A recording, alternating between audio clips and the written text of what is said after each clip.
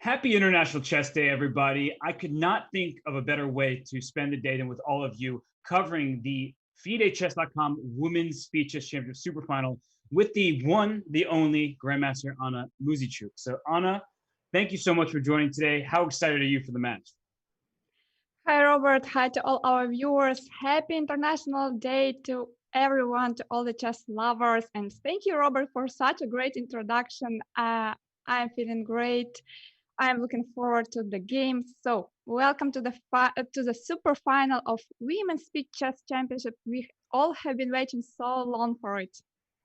We are stoked indeed. And there are two names that you have to know for today. That is Alexandra Kosteniuk and Anna Ushenina. So these two players are competing for quite a bit of prize money, and in addition to the grand just title of being the Women's Features Champion. So let us talk about the super final format. It is different than the previous Grand Prix legs. There are just two players today. And as you can see, the time control is not longer, but the matches are longer. So we still have the 5 minute plus 1 second, the 3 minute plus 1 second, and the 1 minute plus 1 second time segments. However, it's 90 minutes of the longest, 60 minutes of the middle time control, and then 30 minutes of bullets. So there's just many more chess games to be played today. The person with more points by the end will be the women's speed chess champion. As we bring up the head-to-head stats here, Anna, I'm going to ask you the difficult question. Who is the favorite between these two players who, at least on paper, by their chess.com ratings, seem quite evenly matched? Who is the favorite? It's a very difficult question. I think it's not correct if I say something today because you know that Anna Ushenina, she's my teammate in Ukrainian national team. So for today, I will not predict anything. I am just looking forward for the incredible games to start. And it's really good that we will have more time and more games to cover. Well, you say that now. By the end of the show, I'm not sure you'll be so thrilled about having spent 3 hours commentating alongside me here. But on a very serious note, I am really looking forward to this. As I look at these two players here, they may look happy in those photos, but they're going to be tired by the end of what is going to be an extremely intense match. And if you won't make a prediction, I will. And I just don't know who to pick. But I feel like the momentum currently favors Alexandra. She said yesterday she would prefer the rest and the preparation. We'll see what kind of preparation Anna has been doing in the last week, as she did not play the fourth Grand Prix leg. But I do believe after what was a huge rally by Kosteniuk in the final Grand Prix leg, just to be here, I don't know. I feel like she has just everything going for her right now. She's has more practice lately. I'm going to give the nod to Alexandra over Anna. Alexandra has definitely showed a great performance, and she got the highest number of points. So basically, before going to the super final, she was the winner of all the legs. Before the overall score, she got some incredible amounts of points, 86.5, yes, and the second and the third players and of course all the rest, they had much less points. So Alexandra really is a well-deserved winner of that. But today is the super final and we have a new match, so all these points are not counted anymore. And we see the player, they are preparing for the matches. They are both very serious, not as on the picture smiling we saw them before. Now it will be a really tough match, a tough battle, which will start soon, pretty soon, I believe. Yeah, and actually, I sort of like what you were saying there about how it's a clean slate. Even though they played 3 of the 4 Grand Prix legs, that doesn't matter anymore. It's just the two players they'll be facing off over the course of 3 hours of chess games. That's a lot. So how you start the match will be very important. Anna has shown, well, you as well, but Anna Ushenina has shown great preparation throughout the Women's Speeches Championship. I know that I've been impressed by it.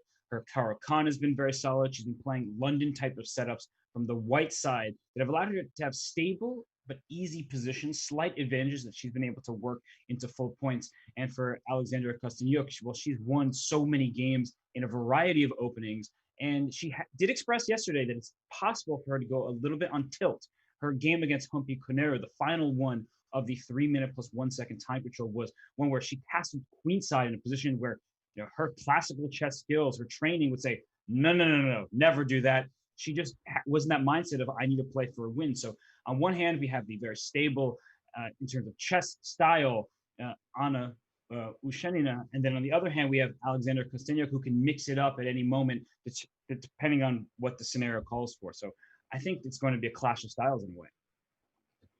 Yes, right. I think these players, they have different styles. And what I also like to mention, I think Anna Ushenina, not me, she did great in the 1+1 games. So perhaps she will even try to somehow focus on these games. I don't know what's the strategy of the girls, but I see that the game is already started.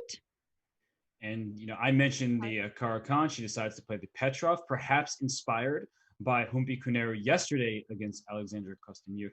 And here we see this line where the bishop is on f5, the bishop's on d3, staring through a knight on e4. So white is going to apply pressure on the center, as we see. This is throwing me back, even though I was pretty young at the time, as were you. I'm getting some Kramnik Anand vibes. Right? This is a long time ago for us as chess players, but if we're going to get some Petrov defenses here, maybe we have to call back for a world championship match.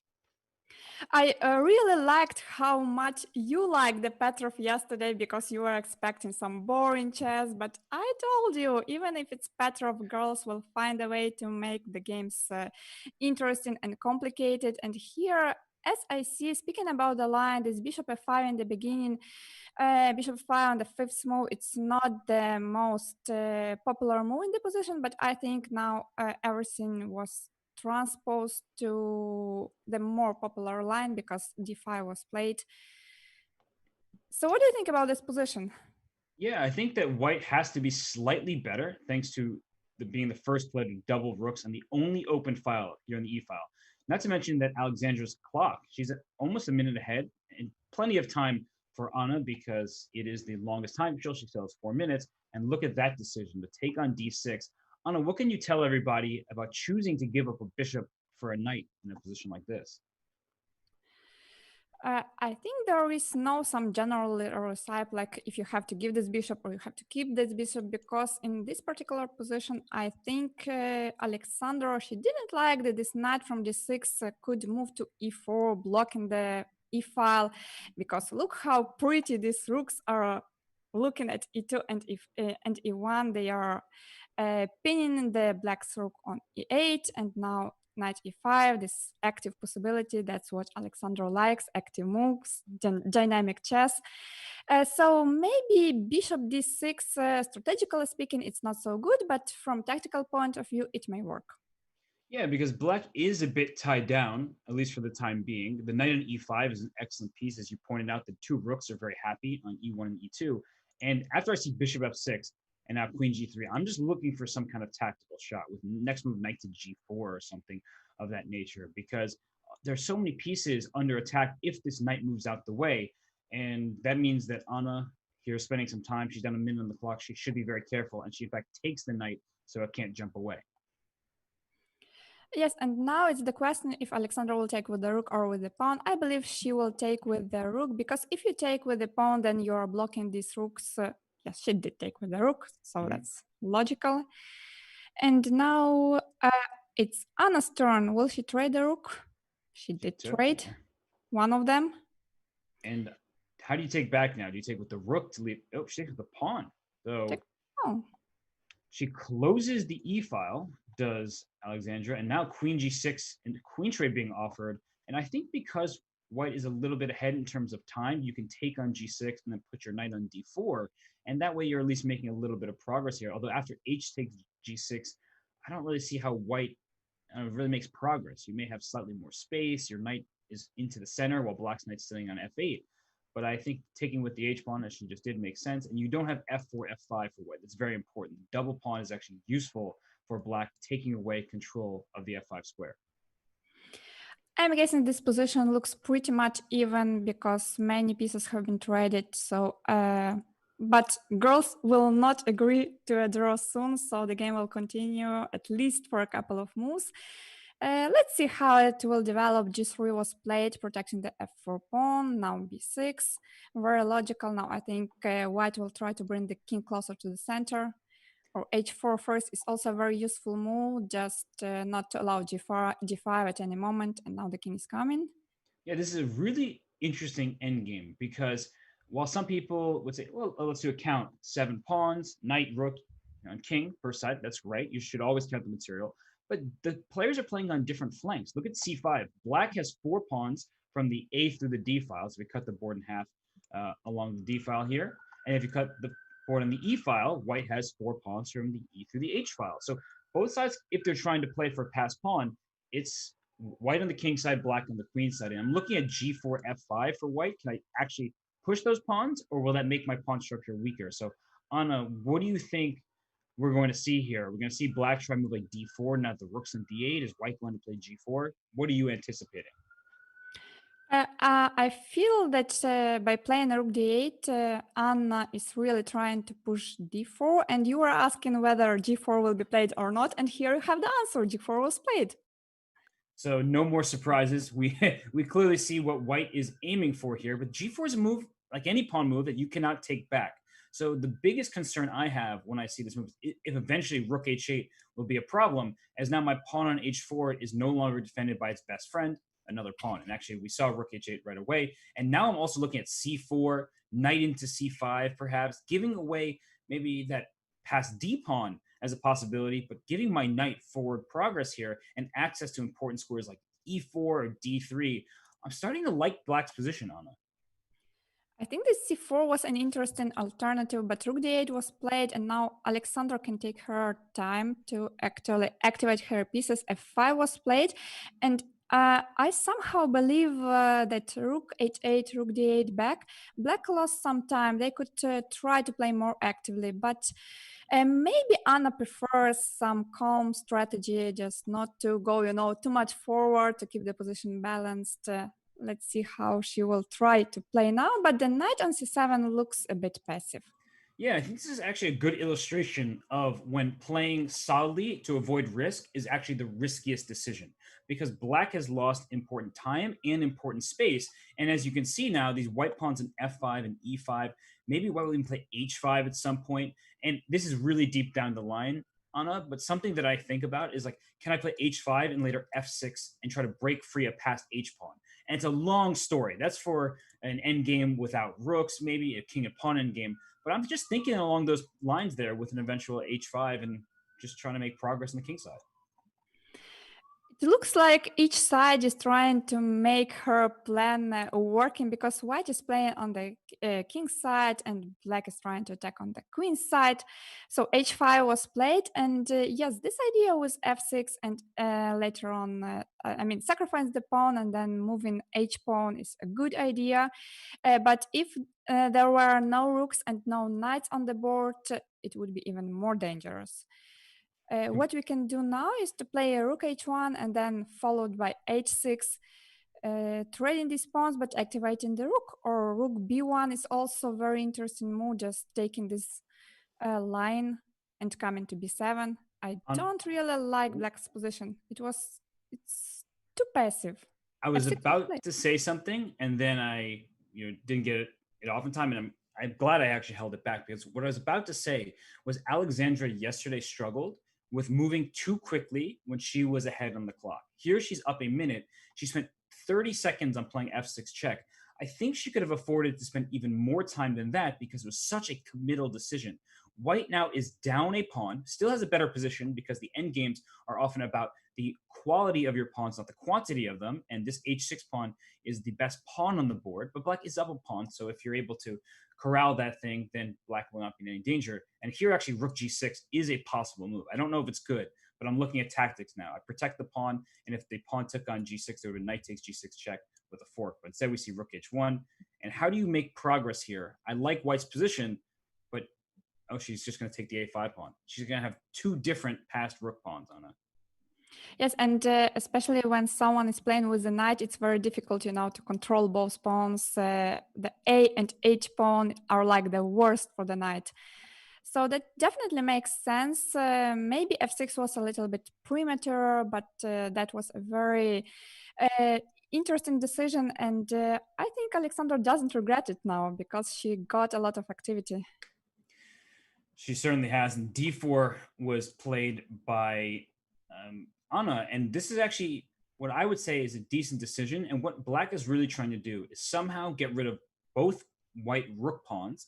And then even if you sacrifice the knight for it, because any endgame, rook and knight versus rook, is a theoretically drawn position, or it should be. However, I don't know how you expect to take this pawn on h6 and then also sacrifice your knight for the a pawn. The pawns are so spread out, and knights are pretty slow pieces. So I think that Alexandra in game one here, she's in excellent shape to try and take this one. Although the h6 pawn, now that I've said that, is able to be captured next move. I think Anna will win the h6 pawn, but it's the question because she will put her knight in, immediately if she takes on h6 or after trading the rooks, the knight will be a little bit too far. That's why she prefers to keep her king closer to the a pawn and then take on h6. That makes sense because she is now kind of controlling both of the pawns. Yeah, that's actually a good point. And we can show after the game, but when the king was on e7 a move ago, if rook takes h6 and we traded rooks here, white's king would have gone into c6 and b7 and helped that pawn out. Now, rook h5 was played. I think it's a very smart move. Knight takes h6, walking into a pin. Oh my gosh, you will have rook h8 and knight f7 to get out of this pin. It just looks like a very scary thing to do. So will rook h8 be played now? Yes, it was played. And now it's like very close to a draw. Knight f7, just on pin. And you can't go rook f5 because knight d6 check. In fact, you have to trade rooks. And now that we're here, knight f7, knight d6, bring the knight to help stop that passed pawn. And that should just result in a draw here. It definitely looks like a draw. I don't think something will happen in this game. Knight c4, king b5, knight d6. Perhaps this will be the... Okay, king c6, king a6. Can you take it? Can you take it?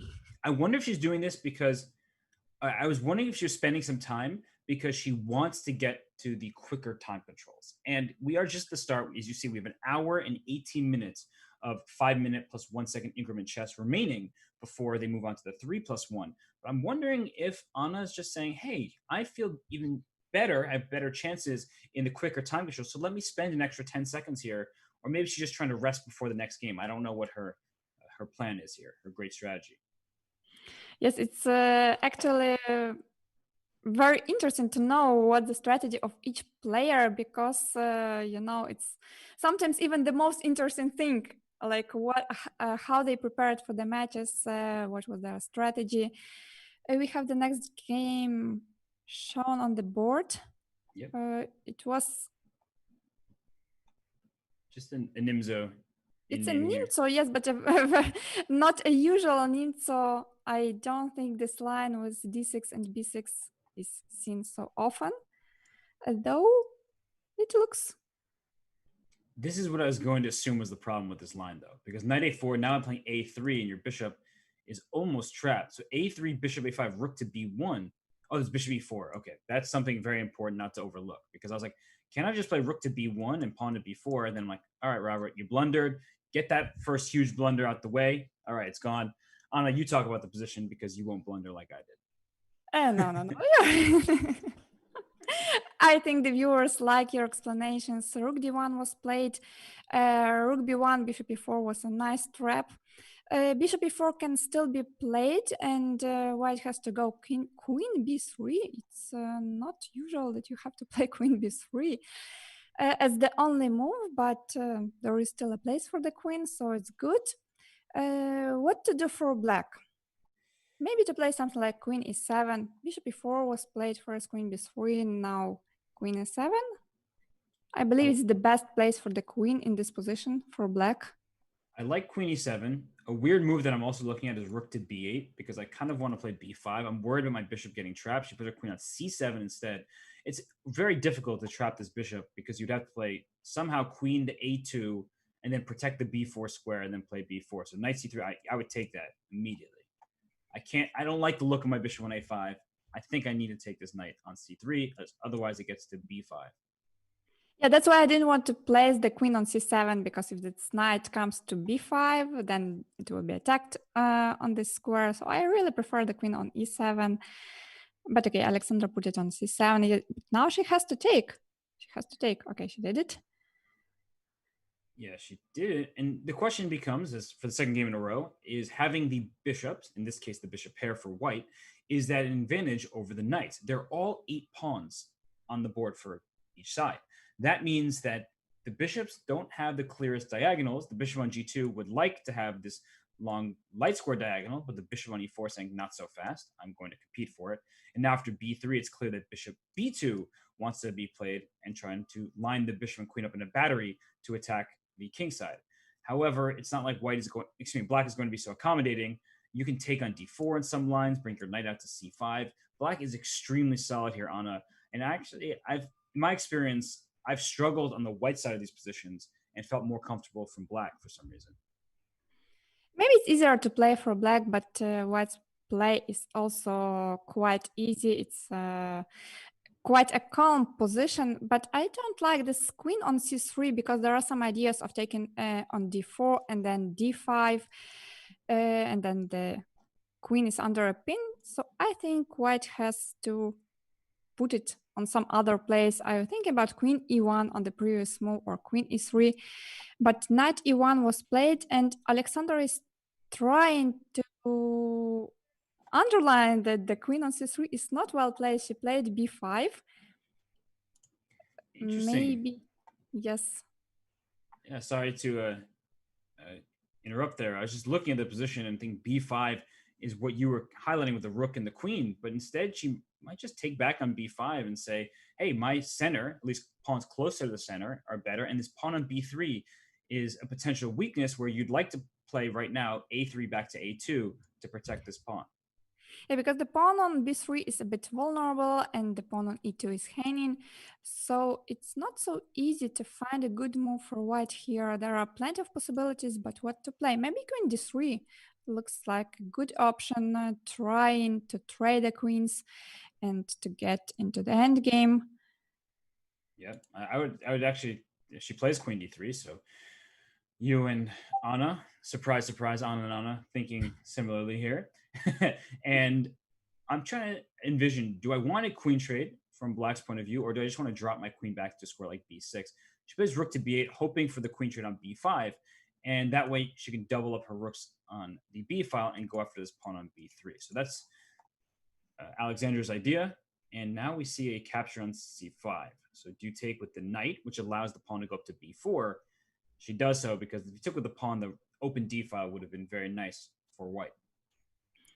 Perhaps before now, and just forget about this little weakness on b3, and then if the knight, okay, bishop f6 first, d takes f6, and then b4, I believe.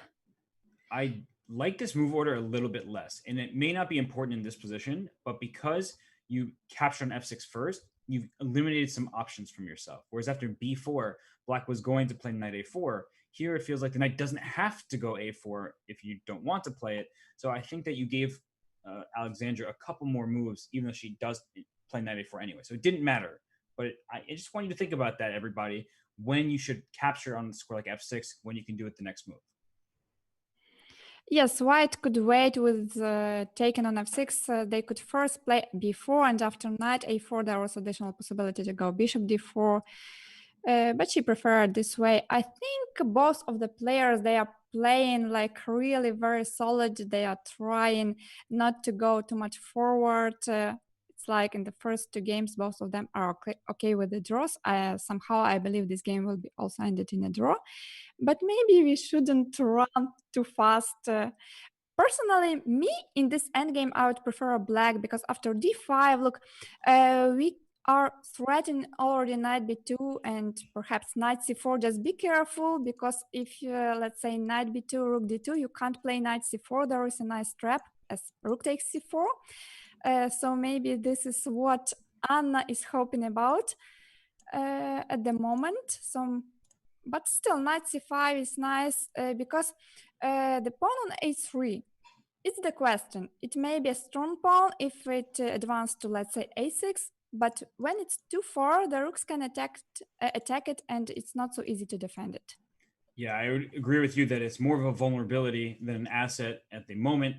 It's just one that can be captured in the near future. However, look at what Anna is doing here. She's flipping her rook to b1, taking in an open file. So if she can play rook to c7 and maybe get this other rook to b7, I would be concerned about this f7 pawn, not to mention knight h5 at any moment will put pressure on f6. So I think that white has actually some attacking chances, whereas black has a probably a better pawn structure, if you will, because there's no isolated a pawn that's directly under attack. So I do believe that Alexandra needs to figure out not just this move, but what her plan is going to be exactly. And she plays king g7, and I'm still now wanting to play rook to b7 and go after f7. I'm asking for a lot, though. Rook c7 was played, and I think if black goes for rook d7 now, white will not trade the rooks. They will play rook c8, trying to bring another rook to b8 and then have some mating ideas. I think black would also prefer to have the pawn on g6 rather than on f6, because in this case, the structure will look much nicer. That's right. And it takes away this knight h5 check type of idea. So if rook to d7, maybe rook c8, as you're saying, it just is potentially uncomfortable. And as we see the time situation, it is Anna who is up 40 seconds right now over Alexandra. And king f8 played. That is, to me, shows that she was uncomfortable with some kind of knight takes e6 if this knight moved away from c5. So now the knight can try to move away, but there's rook b1 to b7, and you do not want to see two rooks in the 7th rank. The problem was that with the king on g7, there was a threat of rook c1, and then if the knight moves somewhere, knight e6, because the king on g7 was under the pin.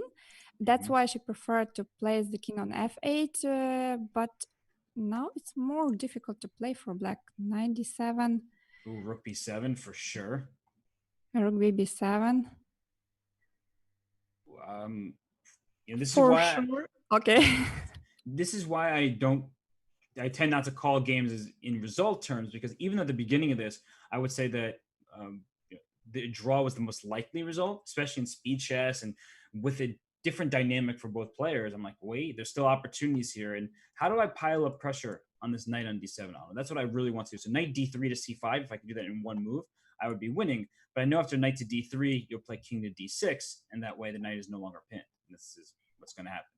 Only move king d6. I guess king d6 will be played because there are not so many options. What about king e8? Then knight to b4 Then and knight king to c6. before. Knight before it was very unpleasant. Knight before, knight c6. Right. And now with knight to b4, which is just played, I guess there's rook c5. So she does play this. And after rook takes c5, oh my gosh, this is looking kind of suspicious for black's position here. But we have 20 seconds per side. a4 played. Yes, this pawn is becoming dangerous. It changed. It said, Robert talked badly about me. Now I'm going to be a nice pass pawn in the endgame. f4, and then go after the f7 pawn. That's what I would do. f4, knight d3, and then take it.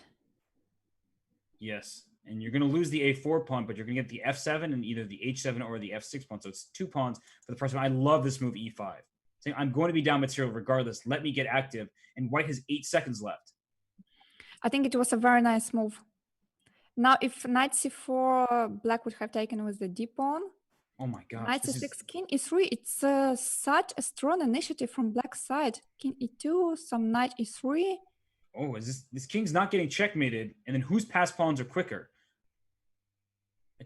Rook f1 is f. So I want to move my knight and go e3, but that does take up some precious time. Who will be quicker? Only 5 seconds for Ushenina. Oh. And knight d5 or knight f5, but you can't take because f takes. This fork. But f takes and you get a queen, so she couldn't take this rook. And there's 2 pawns here for black, so f7 I would sacrifice the knight and try to push my 2 pawns. That h7 pawn I don't think was important. That's not a really crazy game. Yeah, black queens first, so black is winning. Queen e5 comes with the check and mate. Rook f6 was the mate. Oh my gosh, what a game there! That turned so quickly. It looked like white was pressing and white had a very pleasant position, but in the end, when it came to a huge time trouble and both pawns started running, it was really not easy to understand who will be quick, and somehow black was quicker. And I really liked how Alexandra played e5, e4, and how she gained the initiative, but Anna was doing very well before that. She was, and I'm going to make a mental note in chat. Remind me if I forget of game two from this match, because that could be a potential turning point. I'm not saying that Alexandra is going to run away with this or anything, but that was such an important game to set the tone early on here. And it did feel like Anna was outplaying Alexandra for many of those moves, but Alexandra was so resourceful. She got activity. And speaking of activity, I'm looking at this board right now in game three here. White's pawns on f4 and e5. I know this is opening theory, and black plays like this to try to control the light squares. I'm just always worried that f5 is going to happen whether black likes it or not. You mean f5 now, even sacrificing the exchange after that? There are some ideas like this, but I know that Alexandra played this line before with white pieces, so I guess she's still in the theory. She will move her queen away, and then she will try to play knight g3, trying to kick off the bishop, and then to play f5, because it's the main idea of the line to push f5 at some moment. Queen c3, e6 is in the air, so be careful because the rook on h8 is unprotected. Though if black plays something like bishop g7 or something of this kind, it's Maybe, still okay. what do you think about a queen trade, like queen b6 and queen to b4? I guess that's a possibility, but you are allowing white to develop very easily with bishop to e3. Well, she does play queen to b6, but I was thinking bishop e3, and after queen b4, maybe I just trade queens and put my knight on d4. So even without the queens, white can still try to play for this f5, but it doesn't feel so dangerous. Yes, without the queens, it's not as dangerous as with the queens, because the king on e8 in the end game, it feels quite safe. So I think that the move queen b6 followed by queen b4 is really makes a lot of sense. I didn't see that, but now I'm looking at it, and the more I look at it, the more I like it. The two bishops, right? The bishop pair in the end game is something that you should be happy about. And this pawn on c2 is one that needs some defense because the bishop on f5 is already staring at it. And if you push the pawn to c3, only black has a light squared bishop. So by pushing your pawn from a light square to a dark square, you're making your remaining light squares a little bit more vulnerable. And so we have seen the knight jump to g3. I think that black will probably play bishop d3 and maybe bishop a6 and keep this bishop on a pretty long diagonal, not the longest, but still a decent one. As if you move back to d7, I feel like then f5 happens, you're losing control of the board a little bit, but perhaps that also is acceptable for black. But do you have to move this bishop at all? Maybe you can just leave it, and if the knight comes, I mean, if there is a trade, knight f5, d takes f5, it's not so easy to attack the f5 pawn. That's why, I mean, if white had the light squared bishop, you shouldn't do it. But without the light squared bishop, it's not as dangerous. The king on e6 is placed perfectly. Mm-hmm. Black got the g5 for the rooks. Also, they can try to attack on the queen side. h5 played first just in case there is no g4 anymore. Yeah, you're actually talking about what has happened, and that was a really smart play. So good idea by you, Anna, to realize that, hey, just because you're doubling your pawns doesn't mean that it's that bad of a thing. Because if we cut the board in half, like I've instructed people to do in the past, you see that white has 4 pawns from the E through the H files, black has 4 from the A through the D. So black is up a pawn on the queen side, white is up a pawn on the king side, and white's pawns are stuck. There's a king on E6 saying, nope, you're not pushing that pawn on E5, and black can play C5 and try to push the pawns at some moment, and with more pawn mobility tends to be an easier time playing this game. Before Anna played rook 8 to g8, I was thinking about some play on the queen side. I was thinking about some a5 or b5, a5, a4, but Anna preferred rook 8, g8. Now there was a question if the pawn on a7 was hanging, but I believe it's not that dangerous because after bishop a7, at least black could go rook a8 and then capture the pawn on a2. Rook g4, g3, h4. Even though H4 feels like that's what Anna's going for, I don't know what that really gets you because as the king went to f1, you play h4, I go king to e2. You're going to try to use the open h file, perhaps, and then what? Because like you're not really going to create an attack. I'm going to be able to fend you off. And c4 was chosen by Alexandra. She's playing on the side where she's down a pawn, but now she's opening up the d file for her rook on d3. The c4 rook is more active, can swing over to a square like a4 potentially. What do you make of what's just transpired, Anna, where black has been pushing on the king side where she's down a pawn, and white's just pushing the queen side where she's down? I really liked c4 because white opened its rooks, and somehow the rook on g4 is now doing nothing, so black needs some time to get this rook back into the game. But trading the rooks was a good decision because rook b3 was a threat, and I didn't like so much activity from white's side. Maybe now just rook g8, just go back with this rook, just try to activate it. Well, now your a7 pawn is actually hanging, so maybe a6 is necessary just first, just to avoid dropping this pawn. But it's easy to forget about that pawn, right? It's been over there for such a long period of time. Yeah, sometimes you may easily forget it and then you just lose it. Sometimes that's what I'm doing. I've been there. I wasn't bringing it up to say like, oh, Anna, how could you? No, I know from experience. The a7 pawn's been hanging for about what, 8 moves or something. So you just say, oh, you couldn't take it then. You still can't take it. You still take it. Oh, wait, you actually could take it there, and that would be a problem. So a6 was chosen by Anna here, and now black's pawns can't really push forward on the queen side. The rook is doing a really good job for white, and rook h1 is coming perhaps, and then maybe rook h6 check or rook h7. It feels like white is a bit more coordinated at this point. Looks like that, but not so easy to make progress because if you play rook h1, rook h6, there is always rook g6. Okay, I can go rook h8, rook b8. Maybe it's really more easy to play for white. Maybe you're right. Yes, I agree. It's just slight. I don't necessarily think it's anything huge, but the fact that white can play king f3, and if the rook leaves g8, you can go g4, things like that. She plays bishop b6, so that way she does not allow the black rook to an open file. The h file is controlled by white. The d8 square is controlled by the bishop on b6. So limiting the mobility of black's rook is what Kosteniuk is doing, and then c5 because king d5, king c6 potentially to kick this bishop out. What do you think about this? Maybe rook c8, rook c6 is another option. I'm not so sure about it, but this is also possible. King d5 was chosen. Okay. I think you wanted to move the rook because now rook h5 or rook h7 both actually attack these doubled f pawns, and moving the king away from them seems like it makes them harder to protect, and it does. And rook h7 played, king e6. So I think that based on the last couple moves, it looks like Alexandra is playing more, and Anna's a little bit stuck here. She's going to have a hard time making moves. Yes, also Alexandra, she has more time on the clock. That's also important. We saw yesterday how important time was and how Humpy sometimes didn't manage to cope with time well.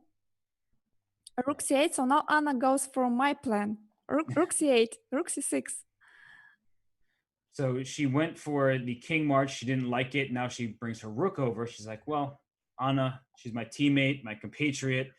She has good advice, even though she obviously can't hear us. But let's bring the rook up to c6 to kick this bishop. And black is up a pawn on the queen side, so you want to actually start pushing those pawns and create a pass pawn. And you could play c4 and try to play c3 as well. So now the time is getting closer to even, and black has some play on the queen side. I think that Alexandra's thinking about g4 here. It's a big decision. Am I able to push g4 and then start pushing my pawns on the king side? And she may be thinking about bishop a5 to c3 first, just to protect this pawn e5 so that your pawns can really push forward. Yeah, there are still possibilities to improve white's position while black just have to wait. g4 was played. You are right about that. I think you already know how women are thinking.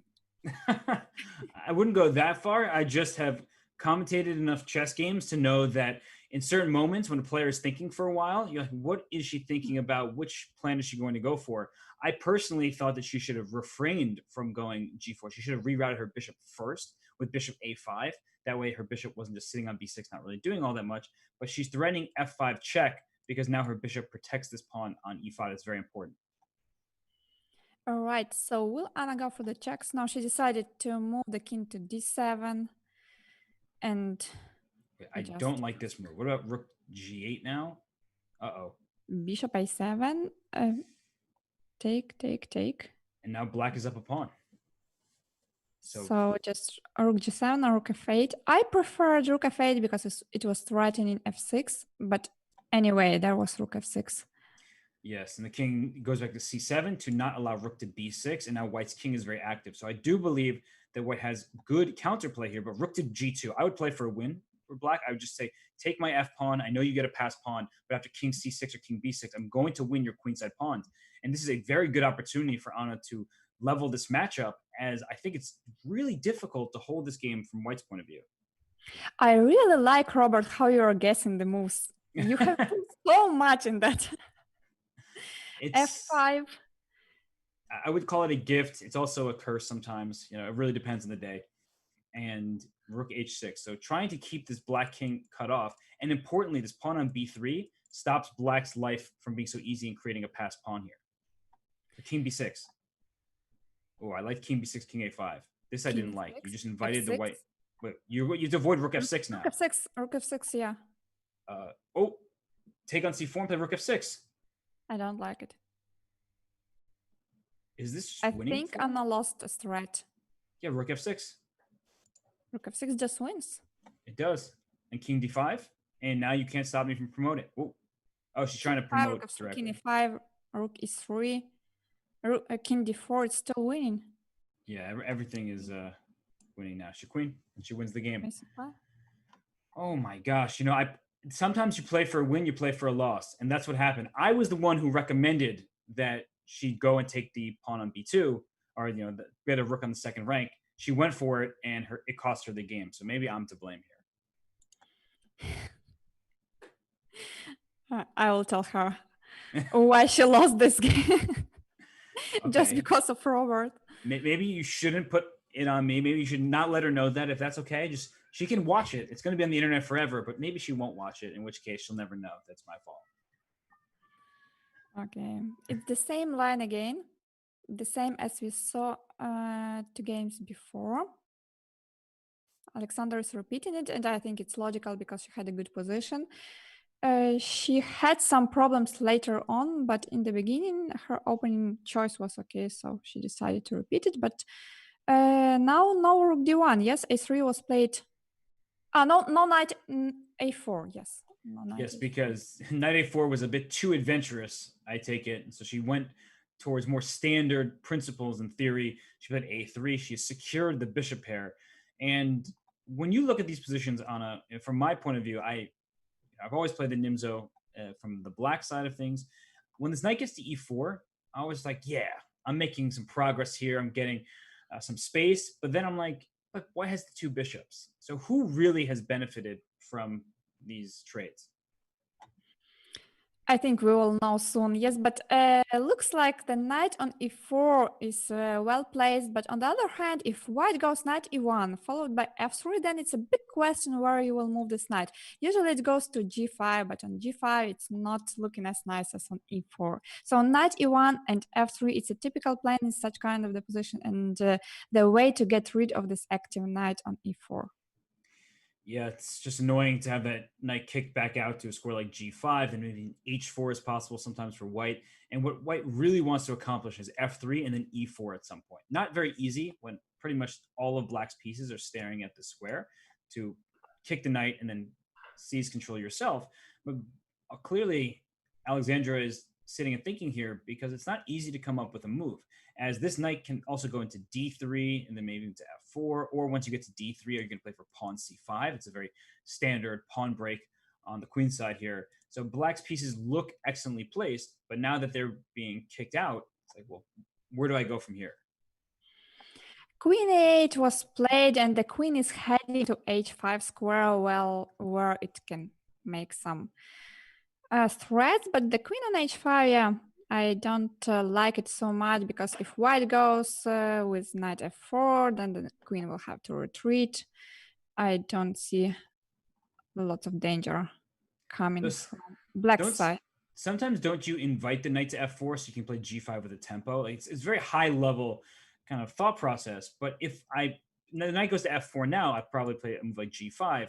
And so sometimes you invite your opponent's piece out just so you can gain a tempo in the next move.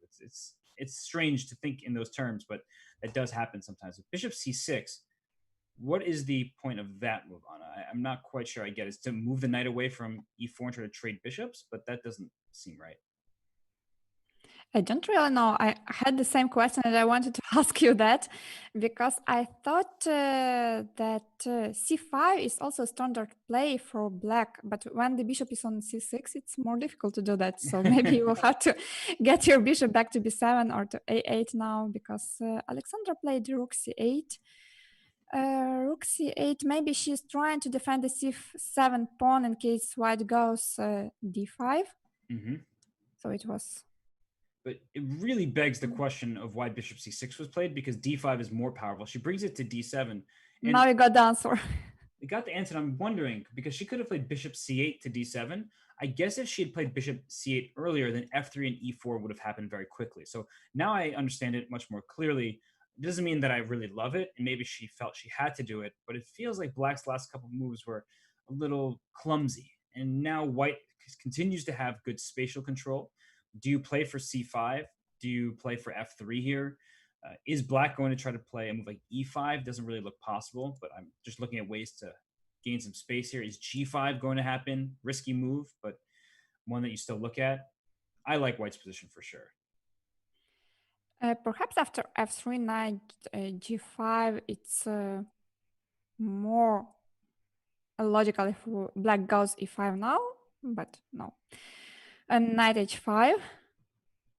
And a big question is, am I actually worried about you playing knight takes f4? I don't think so. I'll just take with my g pawn. I'm not upset about that. A semi-open g file would probably be beneficial for white, as there's a potential attack.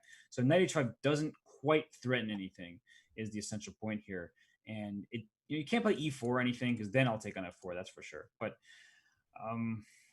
Can you go knight d3? Just to avoid the trade? Then black would have went f4, I guess. f4, g4 was my idea. You just... Yeah, that makes sense. You're just combating my potential threat with a simple pawn push, and it would have been a struggle. Taking on h5 feels like it helps black, though. This I don't love so much, because knight h3 check will be annoying. Knight h3 is maybe what black wants, therefore h4 was played. Knight f7. The knight on f7, it's not a good piece. Black would prefer to have the knight on f6, because on f7 it doesn't have so many active moves, and it's not controlling the center. True. So maybe g5 can be an option. It's a very dangerous move, because if you open this diagonal, then queen c3 and d5 may come. E4. How about f4 now? That's my initial reaction, is if you play e4, I'm playing f4 because I want to take your h4 pawn. I really liked f4. It's like some typical move, because, I am a Dutch player. For black, I really like Dutch. It's the opening starts with the move d4, f5. And it's very typical. If white goes e4, there is always an idea to respond with f4. So that's what I'm always thinking when I see e4. I really like to go for f4. Wow, I mean, the Dutch defense is one that's not really played. I mean, it's played sometimes, but if that's your choice there, more power to you, because I've always found the Dutch defense to be a little shaky, at least strategically. But it's a matter of style more than anything. So I'm not going to criticize your Dutch defense. Don't worry. No, it's fine. Well, the question is, do you play the French defense? I tried to play it a couple of times, but it's not my main. Okay, opening. So I can still talk to you, because the French defense, you can hit me with the Dutch, that's all good. But then when you start talking about the French defense, do you really care about your light square bishop? The answer would be no if you play the French. Anyway, back to the chessboard that we have here. Bishop f4 played. White's pieces are looking perfect, right? This queen on e4 looks good. Bishop on f4 has activated. G5 is harder to play. So in fact, Alexandra plays h6 to play g5. I'm sort of worried about this queen on h5. Like, it doesn't have so many squares. So bishop h3 and bishop g4 would trap this queen. And that's what I'm kind of looking at. Okay, instead we have g5 for black. No more queen traps. The bishop will move somewhere. Before Alexandra tried knight h6, she was trying to put her knight on f5, but then I think she realized there is d4, so she just retreated the knight back to f7. But the knight on f7, I think, is the worst piece in black's position. This knight is so passive. King f2, I like it. Love that move. Love that move, because now rook h1. And I think a lot of our less experienced players would be like, how could you move your king when there's so many pieces on the board? But the king wasn't so happy on g1 anyway, and now white has taken control of the open file. But is this... Maybe now f4, trying to open another bishop. You stop rook a8. Instead, she plays rook bishop to f1, which trying to go bishop d3 check, and then force the king away from the g5 pawn. So she's just trying to win material very directly.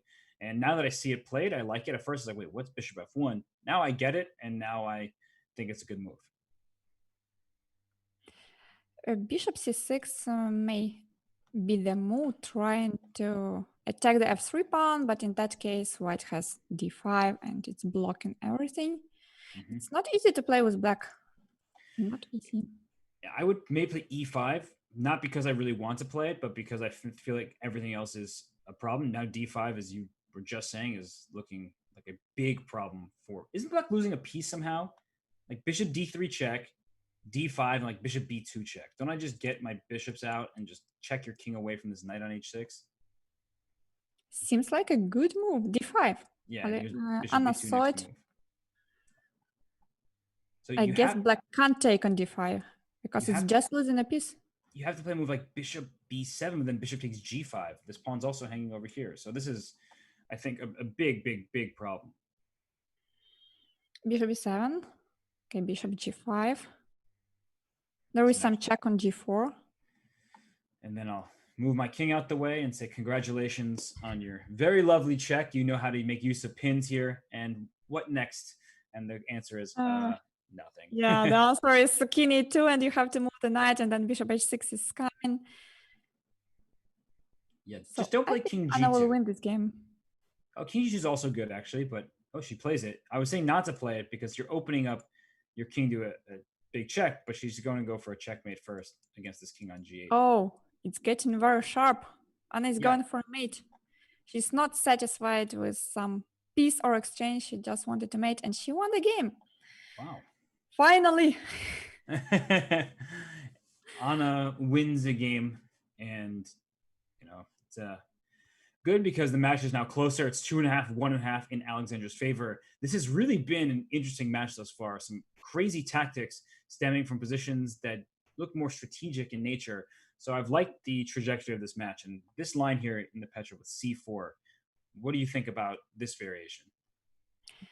I played it once or twice. It's a bit tricky. It's not so popular, but black has to know how to react to it, because bishop f5, it's not the main move, but maybe it's not a bad move. It's developing the pieces, so it's definitely not a very bad move, but maybe not the best reaction. So let's see what will happen next. Knight c3. Now both of the sides, they are just developing the pieces. I hope to see some bishop e7 or knight c6, bishop e7. Is white's plan to eventually push this pawn to d4 and say, okay, I have a good control over the center here, even though at first it looks strange? Okay, the question is answered. I don't even need to continue. So we'll move on to the next subject. Is white going to play... Okay, question answered before I could even ask it. I was going to say, is white going to play bishop e2 or try to trade bishops? We see what Alexandra played for, and now I'm going to stop talking. Anna, what do you make of what's happened over the course of the last few moves? d5, I think it was the right approach in general, and there was a big question if white had to play c5 or they had to just play something like a castle, because if white castle, there was a possibility to take on c4, and then white would have to play with the isolated pawn. And there is a big question if it was in white's favor or if it was okay for black. But c5 was played, and b6 I like, because when the pawn is on c5, it's controlling too much space, so better to get rid of this pawn. Definitely, because the bishop on e7 is restricted by that pawn, and white can't play b4. So I'll just show that very quickly. b4, black plays a5, and you just break down the pawn chain, because a3 is the move you'd like to play, but note there's an unprotected rook on a1, and there's a happy rook on a8, so a takes b4 would be a big problem, as you can't take back or you lose your rook. So let's go back to the live position, and bishop e3 was played by Alexandra, and she's trying to keep this pawn on c5, as Anna was just saying, hey, this pawn c5 is restricting black's pieces. So Alexander's like, yeah, it is, and I want to keep it there. So c6 was the choice by Anna here. Well, it's so weird now that there are two Annas, so I have to differentiate between them. By Ushenina chooses c6, and I'm wondering if she will try to take on c5 at some point and play queen over to a5. Or she just plays knight d7, because she played c6. If she played knight d7 first, there were some options of playing c6. So maybe she decided to play c6 first, and now knight bd7. No, she decided to take first on c5. What will happen now? Will she play knight d7, or will she play a5 first? Because if knight bd7, then b4 is coming. Right. That's why a5 was played. That's a really good thought process. And you just heard Anna here talking about, well, I want to play knight d7, develop, attack the pawn c5, but I know if I do that, I'll allow white to play b4. So let me start with the move a5, and then I can even put my knight on a6 if for some reason that feels better. But knight coming to d7, of course, goes after the c5 pawn. And actually, knight a6 does make some sense, because you leave the d7 square for the other knight, and you pile up all the pressure. So that's why Alexandra played knight to e5, saying if you move that knight from b8, well, thank you for your free c6 pawn. And here knight to d7 was played instead. We're going to trade and play knight a4. And Anna, we have a totally different type of position now, a new dynamic. Is that pawn on a5 going to be a huge weakness that black needs to defend? Is this pawn on d5 eventually going to be a pass pawn that I can use? Whose position would you prefer to have at this point? Maybe black, because if you go to the pawn endgame, this pawn on d5 will definitely be a strong pawn. But how to trade all the pieces, I don't know. Don't ask it. I wasn't going to ask you, but now that you told me not to ask, so Anna, how would you go about trading all the pieces?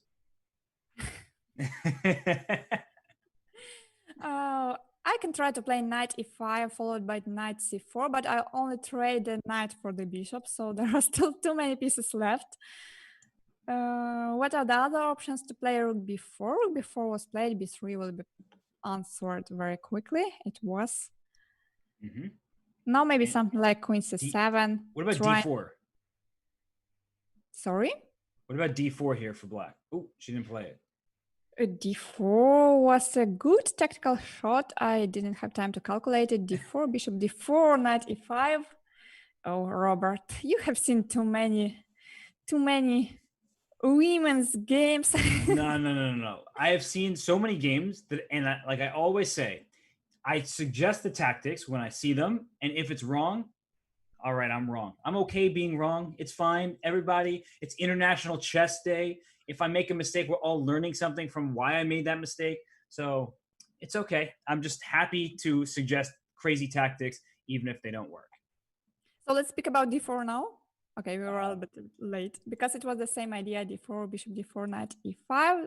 That's why after d4, white wouldn't have captured that pawn. They would have gone for bishop d2 or bishop f4. I believe bishop d2 attacking the rook on b4.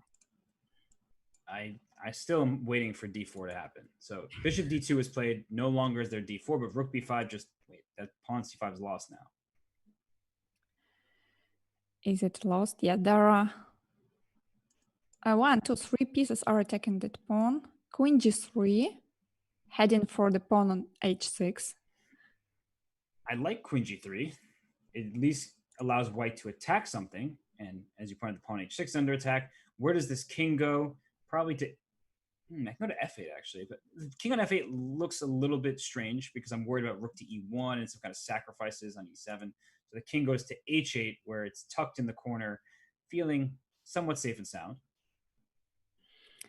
Maybe bishop c3 now, attacking the g7 pawn. And if the bishop goes to f6, then you trade the bishops, and then we can defend the c5 pawn finally. I was going to say, I didn't know what you were threatening with bishop c3. It was just, why would Anna put a bishop on c3? Well, it's a checkmate. Hidden threat. And rook e1 was played. So it's interesting because the pawn on c5 is what Anna Ushenina was going after.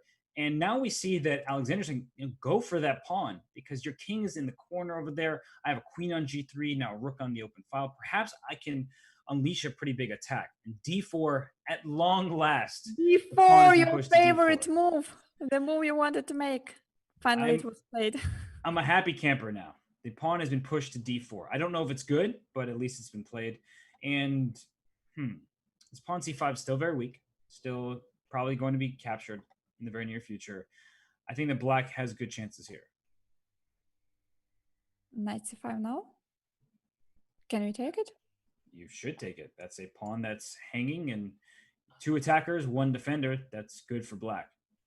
And I guess you can trade on e8 and try to play for queen d6 at some point. I mean, take on c5, take on e8, play queen d6. I'm just not sure it really amounts to anything more than some initiative, some play there, but black is up a pawn. So you're kind of offsetting a material advantage for black with probably more harmonious pieces for white. Although after rook to c1, it's clear that she's going right after the c6 pawn. And the pawn's not that easy to defend.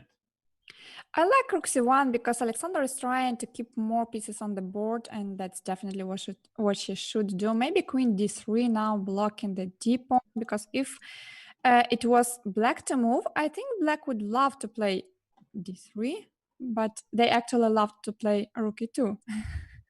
Well, now the a2 pawn is attacked through the bishop and also pressure on f2. So bishop h4 will become a pretty big threat in the next couple of moves because f2 isn't that easy to defend.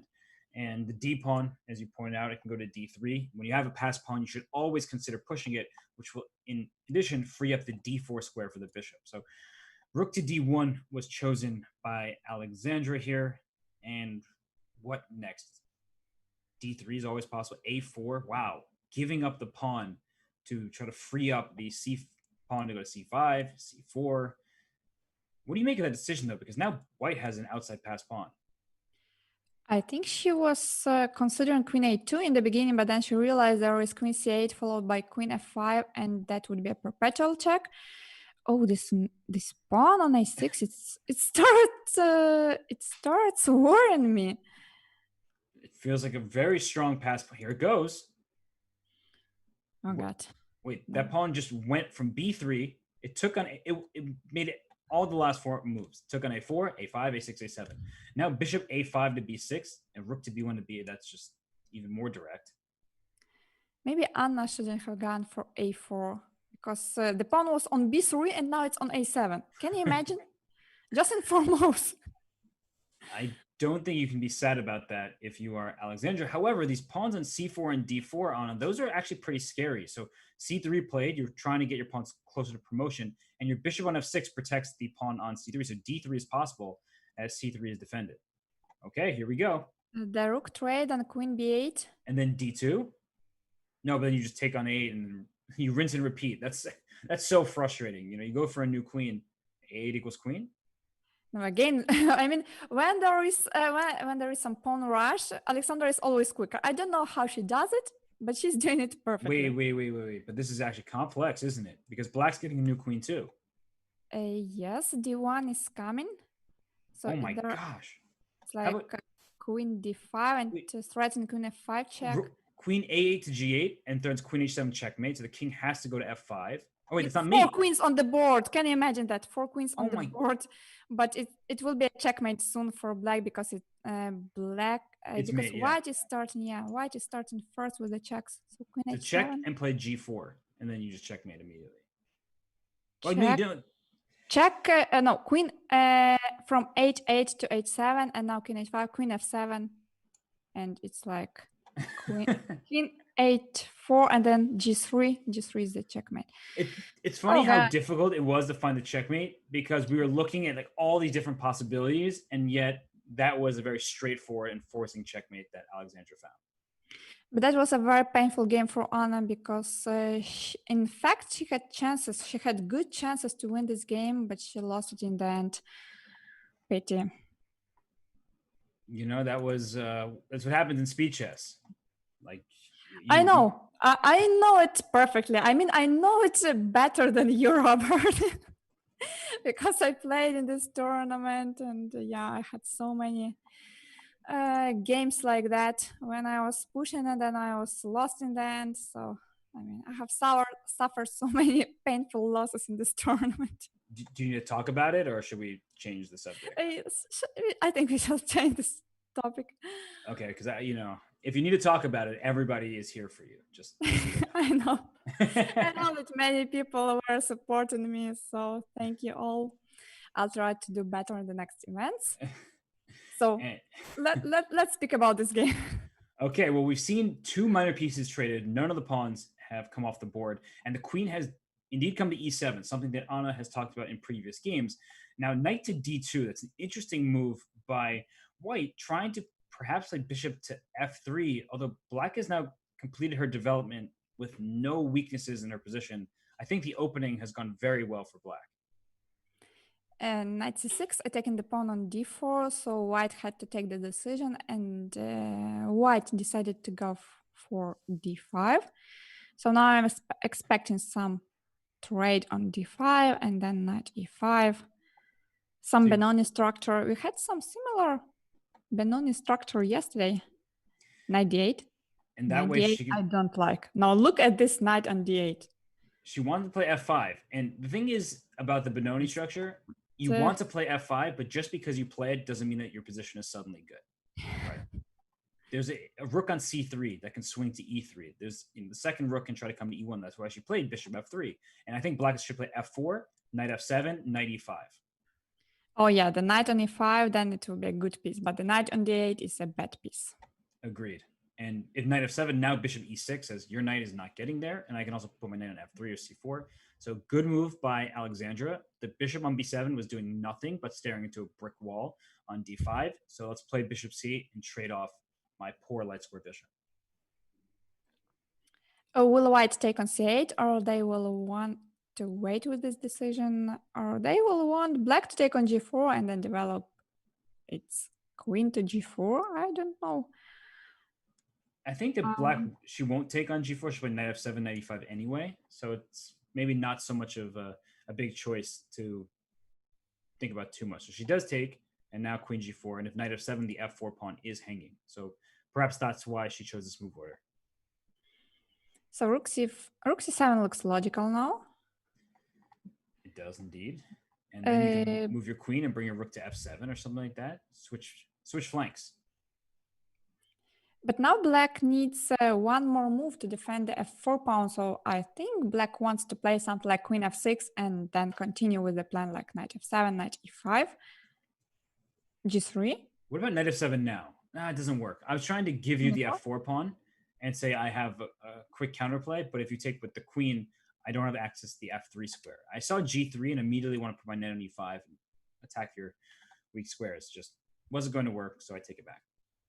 I like queen f6 because it's defended the f4 pawn. Also, you may think now of bringing the rook to f7, rook cf7. Just switch the plans a little bit. And you also stopped white's rook from coming to f3 because the b2 pawn was hanging behind it. So the queen did it all from there. And now we see this trade. And isn't this just nice for black? Because the knight's coming to e5. I somehow realized that if there is a possibility to trade the queens and go for endgame, Anna always takes it. She prefers to play the endgames. She likes them so much. Maybe she will play f3 now, bring the king to e3, then bring the knight to c4. Oh, knight c4 is good because I want to play knight f7, but you'll play knight c4, and that stops me from playing knight e5. But after knight c4, there could be b5, and probably should be b5. And now it's getting very complex because if you cut the board in half, it's a concept everybody should be familiar with now. Black has 4 pawns on the a through d files, and more importantly, 3 pawns, a7, b5, c5 versus 2 pawns for white. And black is facing a pawn deficit if you go over to the center of the board, right? E4 is in F3 are unopposed pawns, whereas black has pawns on G7 and C5, right? So it's a different dynamic. Will we see knight f5 now? Attacking the d6 pawn, yes. Anna played knight f5, and now it's a big question if black will try to defend the d6 pawn or they will go for exchange sacrifice. I was thinking about rook f5. I don't know if it worked, but with giving the exchange, I wanted to spoil a white's pawn structure.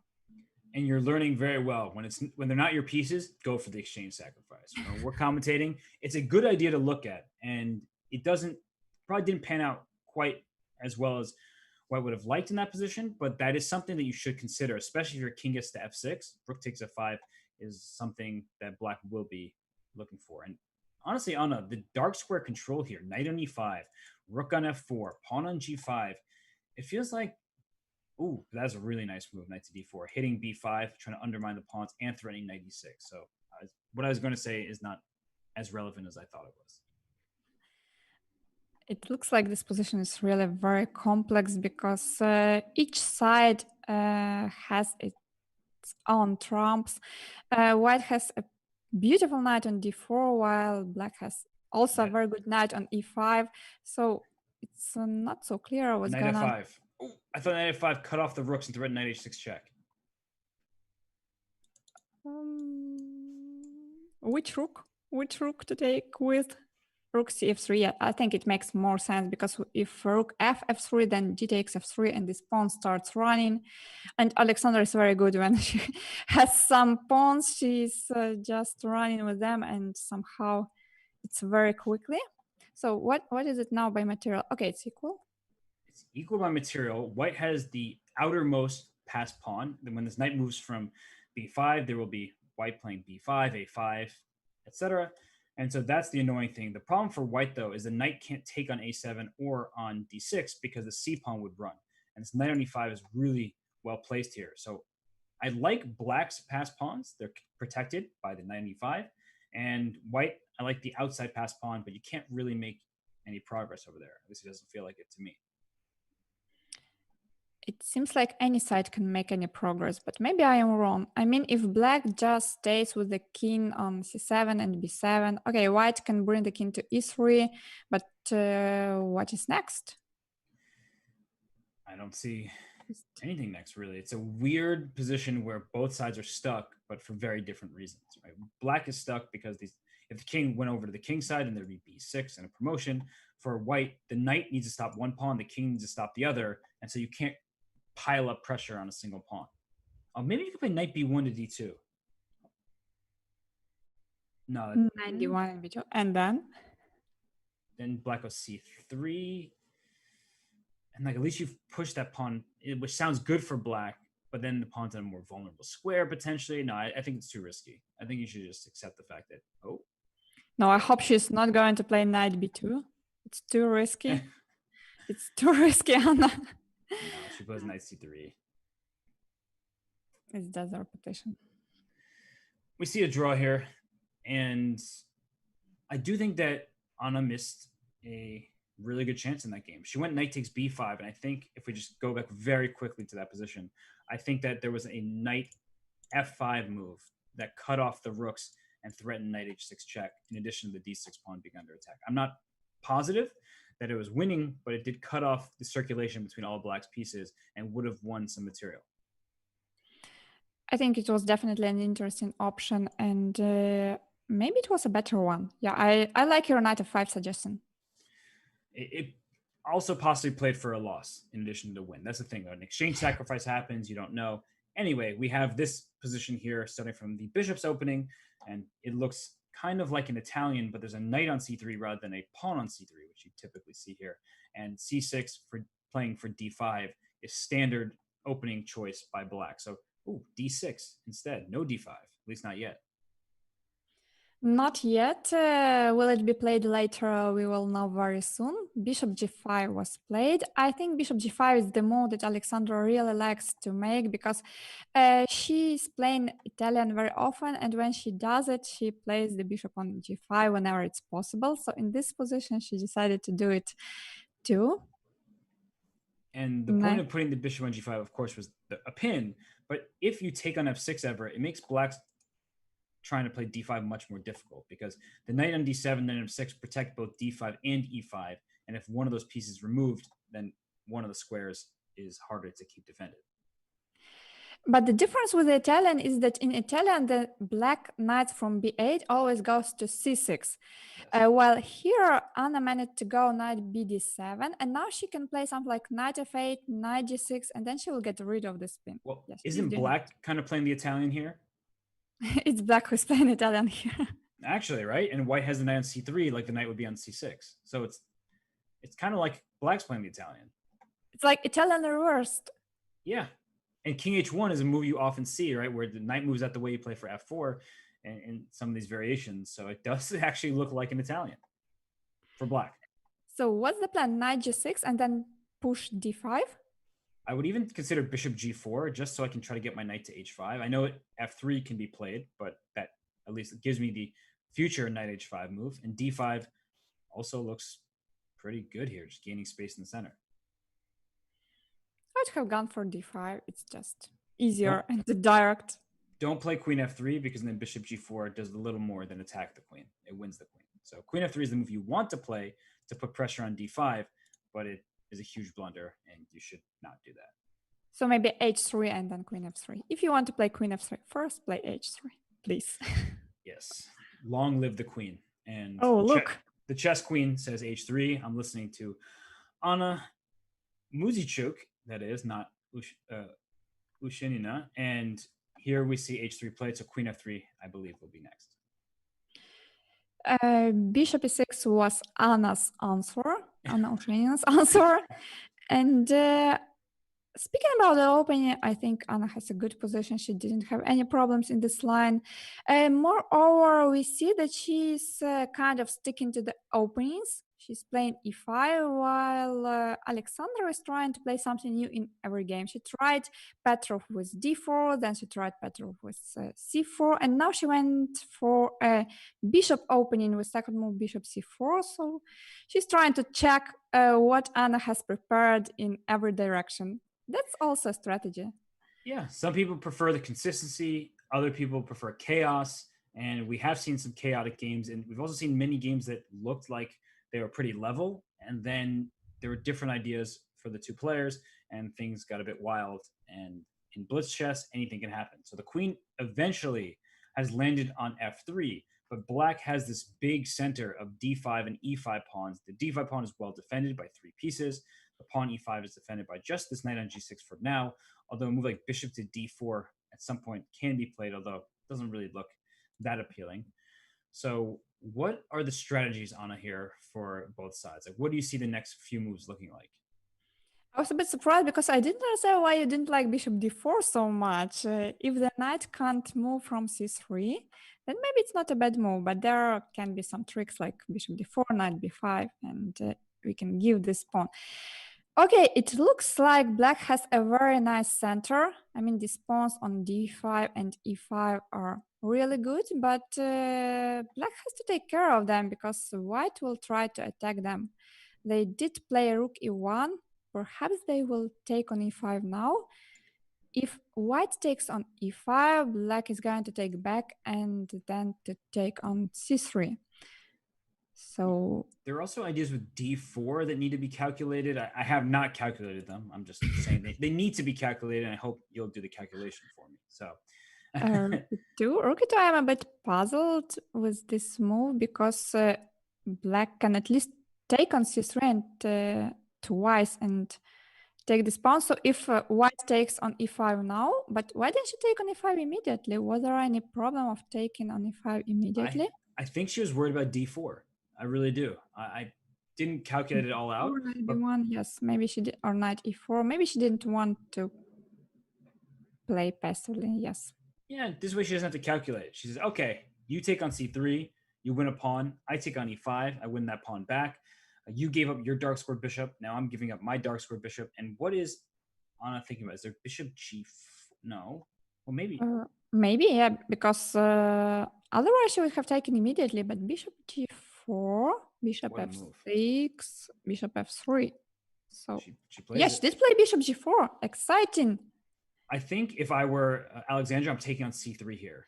And it's a not easy move to play, and she takes on g4, but somehow I don't like opening up my king, and I feel safer without my queen. Like I know I would have been down some material, but I thought there were good chances. I'll show them the board very quickly.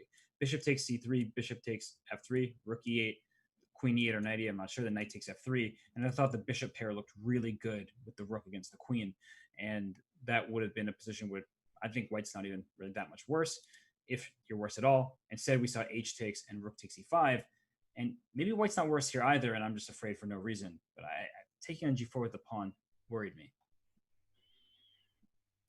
Bishop c3 was a cool move. I mean, you sacrifice the queen, but then somehow your position looks really good with all these bishops controlling a lot of squares. Instead, Alexandra preferred not to sacrifice anything. She just decided to capture back on g4. But now I like Anna's position. Rook c7, rook e7, then threaten knight e5. Because this bishop on b3 is blocked. It's looking on d5 pawn, but if you're not attacking it, then it's blocking the bishop. It's true. And the knight on d2 isn't doing what it needs to. So maybe knight f1 to e3 or something like that. The knight needs to improve its place. The pawn on d5, as I often say, a pawn 3 squares away from a knight often will dominate that knight. The knight can't go to c4, it can't go to e4. So what is that knight really doing on d2? At d4, it's quite committal because you're weakening the e4 square. I'm not sure it was really necessary. But on the other hand, d4 prevents black from playing knight e5, so it makes sense. Yeah, and maybe white will play c3, bishop c2 at some moment. I don't really love that idea, but it's something that you have to consider. And queen d7 says, hey, your pawn on g4 is under attack. And wait a second, how do you actually defend it? We can try to take on e7. Alexandra just doesn't pay attention. She thinks that black can't take the pawn on g4. Okay, they can take, but then there are some problems with the pawn on d5. Are there? Knight g4. Okay, we can't take bishop d5 because queen d5 will come with the check. Check first. This looks like it's getting good for black to me. Oh, 95 maybe? 95 played, okay. Knight takes e5. Queen takes e5. Just trying to play for activity. Yeah, white needs to be active here because she's down a pawn. She is up just about 10 seconds now. So that's something we should note is the clock situation. And how is she going to take back? I think both moves look interesting. Taking with the pawn or taking with the queen. Queen takes e5. It keeps the position a little more stable. So I like your move. Whereas d takes e5 is like playing for a win almost. Maybe queen takes e5 and then try to push c4. Open up the bishop. She takes the pawn.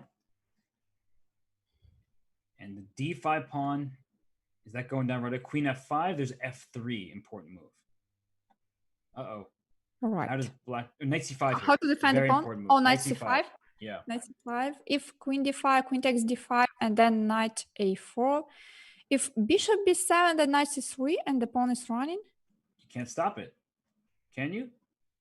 a4, king e3, a3, king d3, a2. No, white needs one tempo. That's just winning. White really needs one more tempo. And she's not getting it. So it's a resignation, and now it's a 1-point match. It's 4-3. Yes. And you had said queen takes e5 instead of pawn takes e5 in that game. And I said you're kind of playing for an initiative, but you're also potentially playing for a loss. And unfortunately for Alexandra, that resulted in a defeat. And that's great news for Anna, who was able to cut the deficit in half from 2 games to 1. And now we see f3 on move 3 by Anna here, trying to play e4. And look at this knight c6 move. These positions get pretty crazy, where e4, there's some e5 stuff. Anna, what do you make of the opening change that we've seen? Oh, I didn't know b6. Second move b6 from black. It's a very rare opening. But f3, Anna played it so quickly, so maybe she was prepared for that, or I don't know, or maybe she knows this theory. He's still playing very quickly, so we see that white gained some space advantage. But on the other hand, black has an easy play now. I mean, g6, bishop g7, e6, or c6. You clearly have to do something. No, g6 was not played. Well, I Knight g6. think a potential problem on is having too many options, right? Like you said, E6, G6, C6. It's like, which one do I do? And then instead of spending the time, it's what Alexandra said to us in the interview yesterday. She just believes in moving quickly. Like, of course, she plays well almost all of the time, but there are certain situations where instead of spending 30 seconds to find like a single move, she's like, let me just play Knight G6. Let me just play E5. And now she's ahead on the clock. Now we see something like the king's Indian structure on the board, but I don't like how black developed the pieces because the knight on g6 potentially it's staying under the attack because white will later on play h4, h5. I believe white will go for a long castle in this position and h4, h5. It's like Yeah. I also like White's position. I think that's what you're sort of saying here.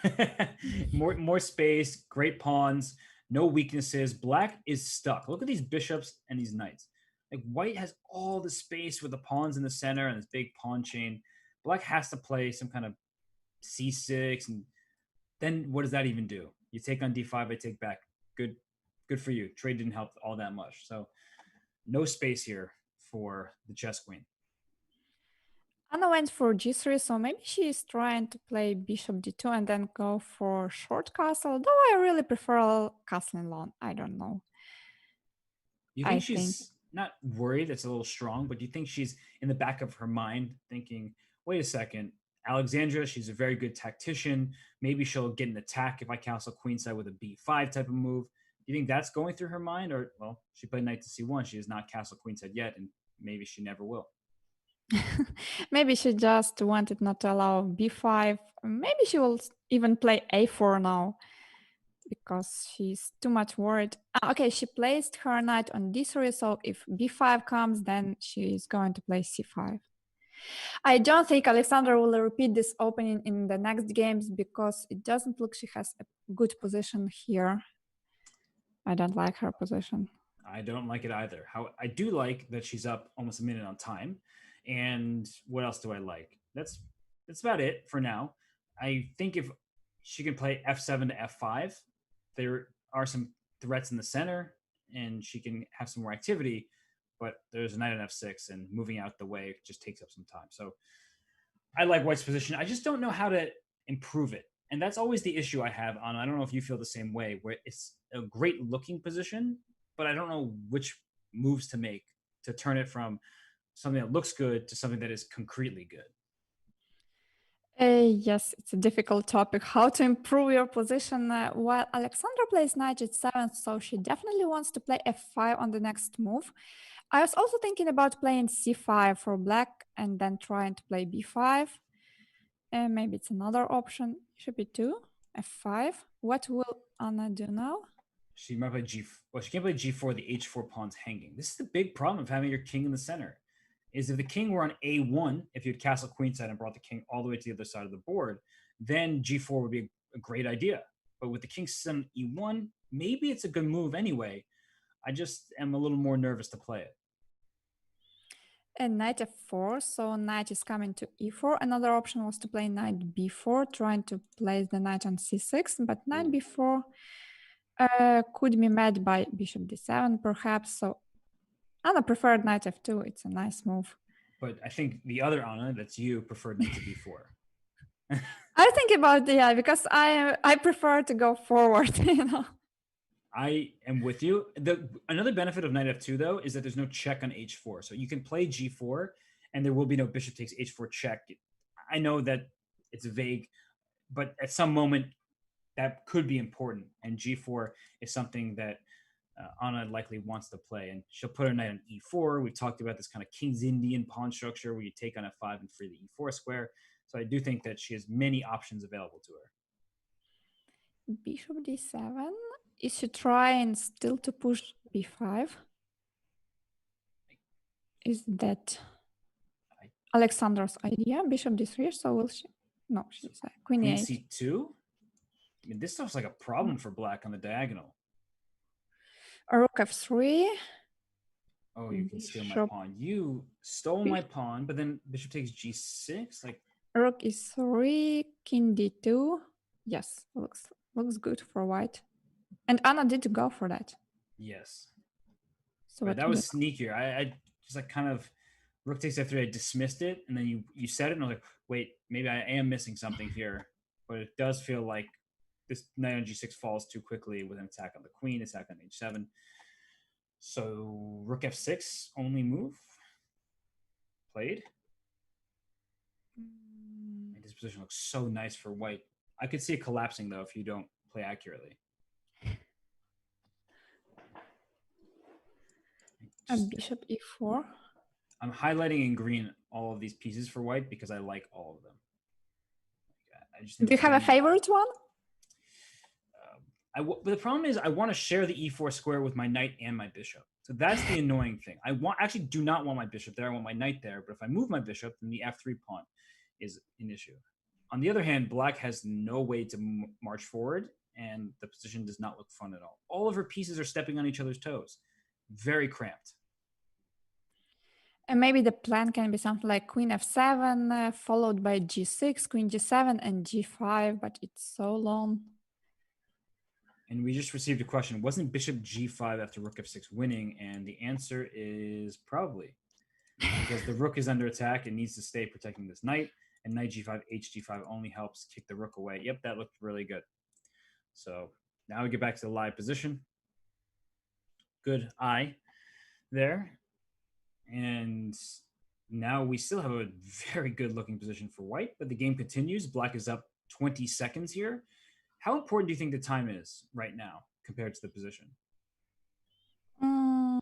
I think time is always important. That was a very deep and philosophical thing to say. Time is always important. I agree. How important though? Though the position is quite close, so it's really difficult to blunder something for white. But I mean, if you're, let's say, if you are under 10 seconds and you have to take some serious decisions, then maybe you will need this time. You really need to take care of it. I mean, not to think too much. And I definitely have that problem where I try to think too much when I'm playing, and when I'm commentating, I throw out the moves and I'm like, oh, this sacrifice. But then I spend a lot of time playing, and I'm the one who's usually down on the clock. So here, knight to e4 just looks so good. What's the next move? Am I playing knight to g5? I'm pawn to f4, trying to break open the position as I am more active here. I think f4 looks like a good next move. Maybe b4. Yeah, b4. She did play b4. I was hoping for a5, at least trying to open the line for the rook on a8. But knight d7. What will be played now? g4? So g4 I was also looking at. I was wondering if the h4 pawn is important in the slightest. I don't think so. So g4 looks really strong. But I wasn't going to give you an h4 pawn. I thought about taking, I mean, g4, bishop takes e4, then I'll take with the bishop, and then I'll take the g6 pawn. Oh, I was going to sacrifice my bishop. So if you go g4, I was going to play bishop takes h4 right away. And just immediately. Good try. I told you, not my pieces. I'm happy to sacrifice them. you should believe me. The second day I'm learning that. So I can give the pieces, I can take the pieces. Exactly. When they are not mine. Rook c6, putting pressure on. See, this is the, instead of being fully tactical, this is the strategic elements of a King's Indian type of pawn structure, just an Indian pawn structure, as the d6 pawn is always weak and the bishop on e7 is stuck just being defensive.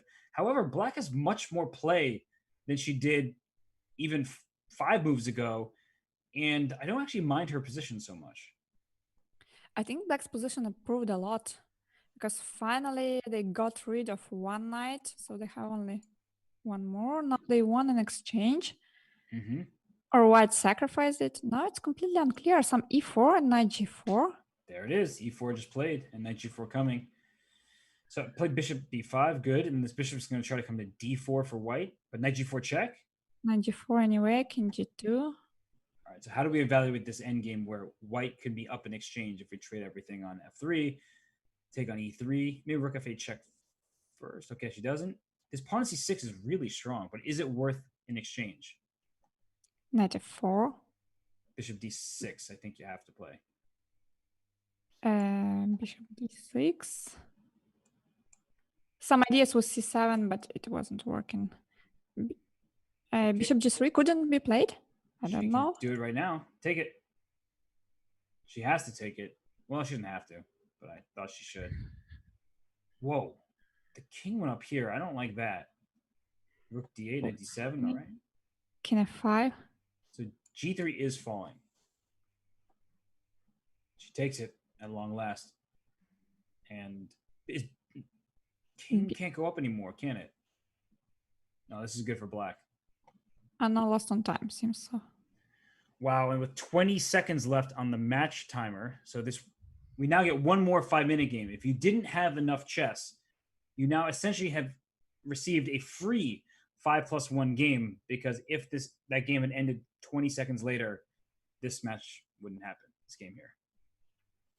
Yes, but it's amazing. It's really incredible that Alexandra won the previous game, because it looked like she had no chances and her position was quite bad. But when it came to 20 seconds, and that's what I was speaking about, I mean, when you have only 20 seconds and then 10 seconds, you really feel a lot of pressure. You start blundering. You are not really controlling what's happening on the board. And eventually, Anna even lost it. Alexandra is really playing much better when it comes to huge time trouble, when it's like players are down to 20 seconds or something like that. Right. I mean, she's been very impressive. We saw Humpy be extremely impressive without time, and now it is Alexandra's turn. Maybe she learned from Humpy. Maybe yes. And here we see something very similar to what we have seen in game one. Maybe it's even the same position. No, because the rook is on e3, and in the previous game the rook was on e2. So it's already different. Slightly, ever so slightly. And what is the difference, though? Because if white plays rook to... Actually, what I don't like about this rook on e3 is, can't black play knight to c4? And couldn't black have done that a move ago? Good question. I don't like this rook on e3. In fact, after rook e3, I understand that the rooks are trying to be double, but knight c4 would have hit the rook and the pawn on b2. Why wasn't it played? She played rook e8. No, she spent 20 seconds on rook e8. I don't know. I'm not sure at all. I mean, knight c4 looked very strong. Yes, because on the next move after rook e8, Alexandra played knight bd2. She didn't go for rook e1, so I think she was concerned about knight c4. And maybe that's just the mindset that Anna is in right now, where she's not feeling so confident in her game. She's down 2 points. She was so close to tying up the match a couple times, and then every time she makes it to 1, Alexandra wins, and it goes back to a 2-game lead. I have to go back to this move, rook e3. Knight c4, I don't actually see what the problem with this is, as it attacks the rook and attacks the pawn on b2. It looks very straightforward. So there must be something that I'm missing, maybe some kind of bishop c7 weird move or whatever it is. But either way, knight c4, to my eyes, looked very strong, and she didn't play it. Instead, we have the position you see on the board now where black just played g6, and knight f5 is probably the next idea. Maybe we'll see bishop d6 once again, as we saw in the previous game, because knight f5 looks a bit annoying. Maybe not so much, but still. What about g4? Too risky? Oh, Robert, g4. Oh, what a move. Not my king safety. I don't need to worry about it. I think g4 was a bit risky. Just a little bit. True. I've been told that my whole life. Robert, stop trying to throw other people's kings in danger. Hey, it's fine. It's not my problem. But g4 is something that she will consider next, because now it actually gains a tempo, gains some space. Maybe it's not so bad. Maybe it's not, but she can play g4 any moment. She can first try something like c3, maybe knight f1, and then g4, knight g3. This may be a plan. So you're going for the maneuvering, just the build up in the position, whereas I'm just like, let's go g4 and break through.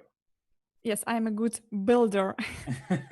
I'm not. I was always bad at that kind of stuff. So at least I have you here to help improve this position slowly but surely. And bishop d6 was played by Anna. She has less control over the board. She wants to trade some pieces. The bishop on e5 was a nuisance. And if that bishop is somehow kicked away, maybe black will have some knight f4 ideas, which is why you should not play g4 here, everybody. Don't play g4 because f4 will be permanently weak. I think Alexandra is thinking now whether she should take on d6 or she should go for a builder plan. And she decided to play c3. You have to take with a rook on e5. Otherwise, knight f4. Rook e5. No blunders. So what now? Queen to d7 makes sense to me. Knight back to d6. Maybe knight e to g7, possibly, just to trade some rooks off. What would you do here? Knight g7. Knight g7. Maybe. Knight d6 was chosen by Anna. I slightly prefer white's position. I think this. Are you saying that you like control over the game's only open file? I like this control over the file. And when she played knight e3, queen e3, I was a little bit puzzled, but then I realized, okay, the queen is going to h6, maybe. And g4 was played. The queen trying to go to h6, go for a checkmating attack. However, black has this f4 square under control. So you can't go queen f4 now because queen f4, this rook takes e6. Just going to show that real quick, where I remove the guard of your queen, and if you take my queen, my rook just comes back and takes. So you have to be careful before making moves of that nature. Knight f4 also possibly. How about queen f4 now?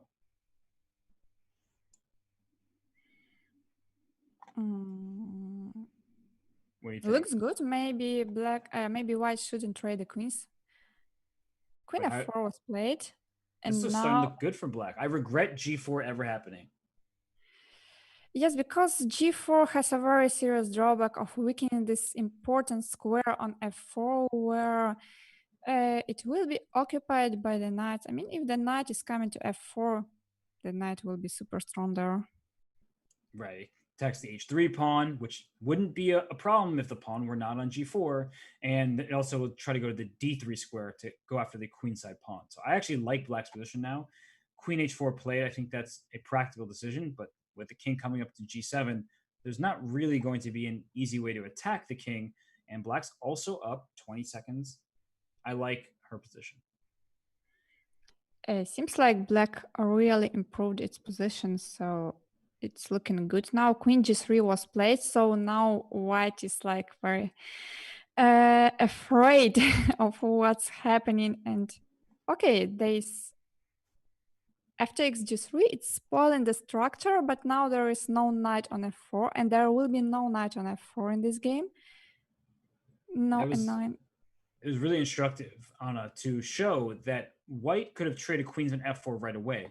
But she said, I'm only going to trade queens in a way that benefits me. And so Alexandra says, my pawn structure doubled. Who cares? As long as this knight isn't getting into f4, where it's going to create some problems for me, that's the important thing. So I still think black is doing well here, right? I think black doesn't have so many problems. a5, it's important because if it was white to move, then white would have played a5 from their side, and they will gain some space. So a5 is important. Now some rook trades are coming. Maybe not immediately rook e5, but I'm thinking about something like rook e6. Okay, I was thinking from black side. So maybe rook e7 now, rook e7, rook c8, protecting the knight, then trying to play king f8 or king f6. Yeah, protect the knight first, as the rook on e7 is not pinned. The knight on f3 does defend this rook on e1. Sometimes you forget about that. You're like, oh, the rook can't move. There's another rook behind it that can capture. The knight protects it. So that's why rook c8 was played. And G5. I think I like that move, and now I'm looking at rook takes h takes G5, knight takes G5, rook takes E7. There's a fork with king F6 at the end, unless I'm wrong about So was it a blunder or there is something we are missing? No, maybe we are missing that in the end. I mean, after king f6, there is rook d7 attacking the knight on d6. Well, she decides to trade off all the rooks because she was afraid of a similar plan. The big plus for white is you've gotten rid of your double pawns and you have the potential to play g4, h4, h5 for an outside pass pawn on the king side. The bad news is black is playing very quickly on the queen side, and black's trying to do a similar thing of getting an outside pawn here. And this knight on d2 is doing a really good job, Anna, covering the c4 square and the e4 square. How serious are either side's chances in this endgame? Looks like it's more or less equal, but it's not a dead draw. Right. And what kind of winning plans would you say exist, say, for black? I'm looking at knight c4, and if you take on c4, I take with my d pawn, and I try to break a passed pawn on that side. It's very hard to visualize this, so hopefully we can see something like it, or I can go back and show it. But knight c4, take with the d pawn to really try to create an outside passed pawn. It's something that you don't really get to see every day. And I'm thinking of some idea like knight a8, knight b6, and knight c4. Ooh. Trying to attack the b2 pawn, and then if you play even knight d3, there is still a sacrifice. I mean, after trading the knights, if you play knight d3, then there is still a sacrifice knight b2, what will be very unpleasant. I like that. We're definitely going to show that no matter how this game concludes. That is a super, super instructive moment brought to you by Anna Muzychuk, excuse me. And I'm coming back to that. Thank you, Anna. Yes, we already found two plans, but it seems like the girls are not going for any of them. Well, Well, she might play h5. H5 is coming, so I don't like a black playing so passively. Maybe. I guess she can rely on knight e6 check and keep the king pushed back. But, King e2? Where is this king going? To protect the pawn on b2 and the knight frees up? Guess so. And knight c4, then king c2. Mm-hmm. Okay. But now white's knight can't really move because knight e3 check would be a thing. And here comes f5.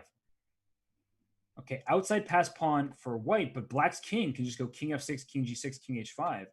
Oh, gosh. Who's better here? King f6, king f... I don't like that move. That's too soon. f3 is a little bit too soon. Yeah, knight h2, attacking the pawn. Ooh, knight e3 knight e3 instead. Can you take on d5? She does. Take. The king is coming. Uh-oh. If you take on c4, you lose because this f pawn's too fast. So she plays knight f1. That's a good move. King h3, king g2. So d5, king g2. Oh, gosh. Is it winning for black? d6?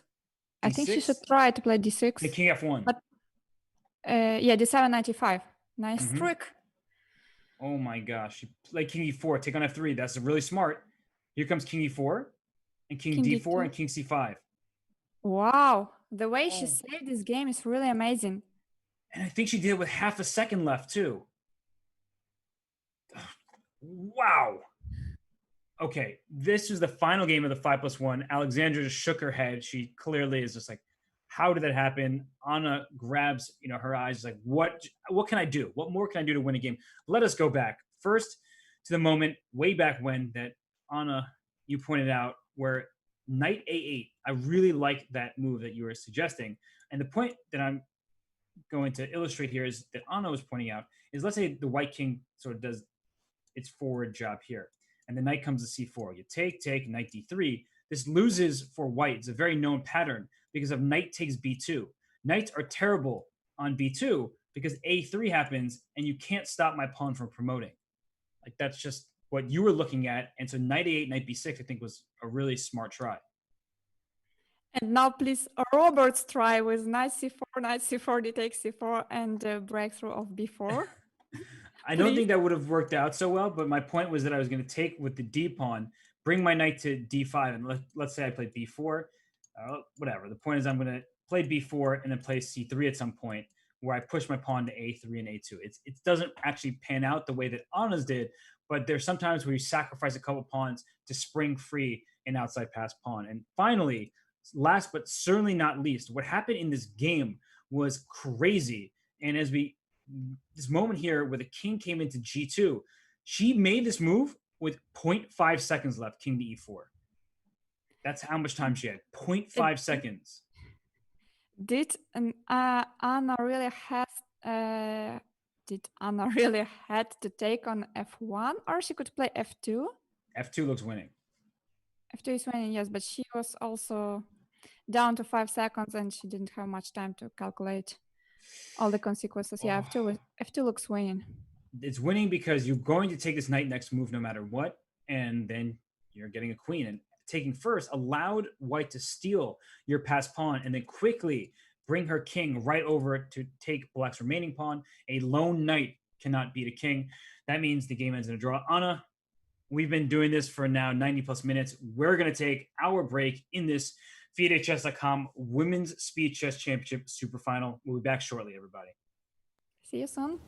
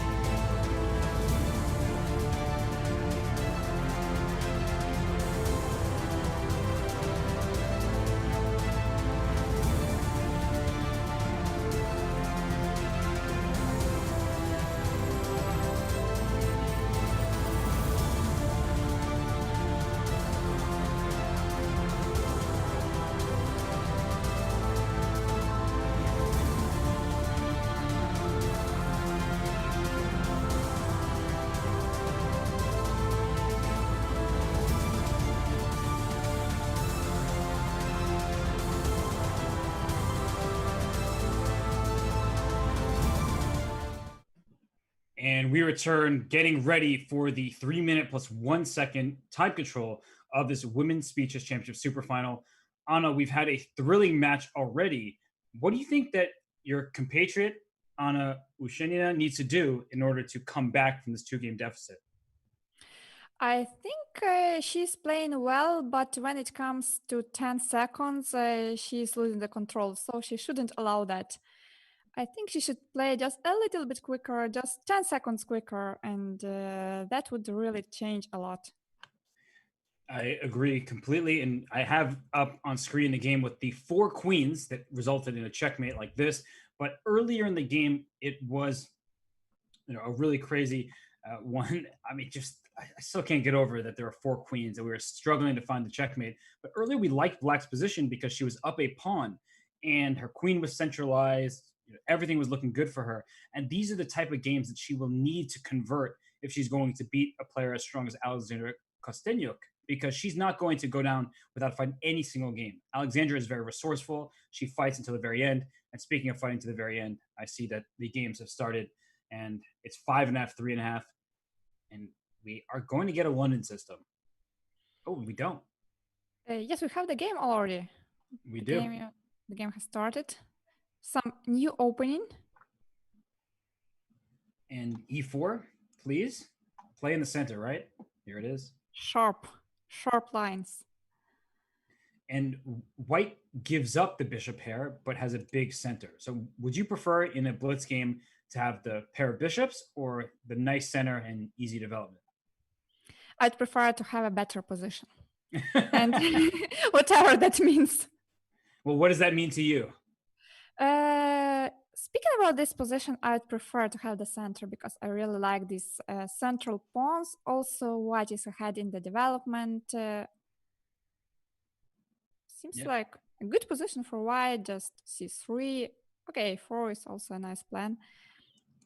But in general, the general plan can be something like playing c3, rook e1, placing the queen on c2, maybe e5 someday, maybe today. Maybe today, not quite sure. It is International Chess Day, so we should see good chess moves like e5. But what I was going to say is that black has a hard time coming up with counterplay. There are no weaknesses in white's position, and white has more space. White has a beautiful center. She does play e5, and now it's not a weakness, but there is the potential where there's a crack on e5, and black can strike back and have some more space for her pieces. So d takes e5 was the threat. That's why Anna decided to play bishop e4. I don't really think she should trade these bishops. Not like it's a bad option. Maybe it's even a good move, but I would have waited with this bishop e4 move. Maybe I would have played queen e2 or rook e1, though bishop e4 is also okay. Just now retreating the bishop, blocking the b7 bishop. So that's what she wanted to get. A French bishop in a way, right? And I think your favorite opening. That's what I have learned. My absolute favorite opening. The next, we need a Ukrainian opening. I don't think that exists, does it? There's a Ukrainian line, I think. Oh, I didn't know that. I don't know my openings well enough, but I was going to say h4, h5 feels like a plan for white, but with the knight on f8, even if black is forced to play g5, there's no checkmate because the knight is very good covering the h7 square. So is black at some point going to try for f6? It's a French, right? Looks like a French. Yes, but with the bishop on g7. Okay. I don't like black's position. h5, g5, and now, knight h2. I really like this move. Knight is coming to g4. A really nice place for the knight. And then the plan may be to break with f4. Exactly. Something like queen d2 and f4 may look very unpleasant. Very good, though, by Alexandra to put queen on b4, because you were just saying queen d2, pawn f4. That was a great try. Here, queen to b4 puts pressure on b2. You can't take on d4 just yet. I'll show why. Let's say I play b3. Queen takes d4 is a blunder because bishop h7 check gets the bishop out the way with a tempo, and I win your queen. So you like the tricks so much, Robert. I do. All the possible tricks. I have to show them. I don't want people to be blundering their queens. The pawn on d4 essentially is not under attack just yet. That's the point. So rook a3 might be a move for white to try to play rook b3. That looks pretty interesting. But what about the pawn on b2? Is it actually the threat? Yeah, Just maybe. black one to take on b2? I don't think so, because if black takes on b2, then rook b1 will be played, and then the rook is coming to b6. And yeah, this trading of the pawns is just like in white's favor. That's true. And you know what else is in white's favor? Eventually, knight f6 check will be. Playing f4 should be. But I like what Alexandra's doing. Her position is not good. I don't like it. But I think she's making the best out of a bad situation. And here we see that Anna plays rook to a3, but rook b3 is not really too much of a threat. I think she eventually wants to move. Now rook b3 is a threat. I really liked rook a3. I think it was a very powerful move. Just rook a3, rook b3, this maneuver looked very nice. And knight c3, at this moment, it's trapping the queen, but okay, black can still play rook c3. So it was just the win of an exchange. Maybe it was better to play knight c3. Should play it now. But now there's queen a3. Then I'll go knight to b5. And it may not win material right away, but I think positionally it's just crushing. Queen e7, only move. Is it? Yes, I think it is. It is. Queen d2. Here comes f4. I did like knight to b5, but it's okay. This also looks really good. Maybe she'll play bishop b5 at some point, just control all the light squares with her knights. Will we see f4 on the next move? No. Nope. And we said no because then you would take on d4 with check if the pawn were not on f2. But f4 is the move you want to play. She does play bishop b5. She wants to put her knight on b5. She wants to play f4. Black can hardly do anything. The bishop on g7 is a big pawn there. The knight on f8 not helping out really. This is as one-sided of a position as you could ask for. Black is trying to double the rooks on the c file, but okay, f4. Finally, f4 was played. Rook f1. I like that move on h7. It was necessary, but still a good move. And rook c4, trying to go after the a4 pawn. Alexandra really has done a good job of creating counterplay, and I'm worried that this position could collapse for white if you're not careful.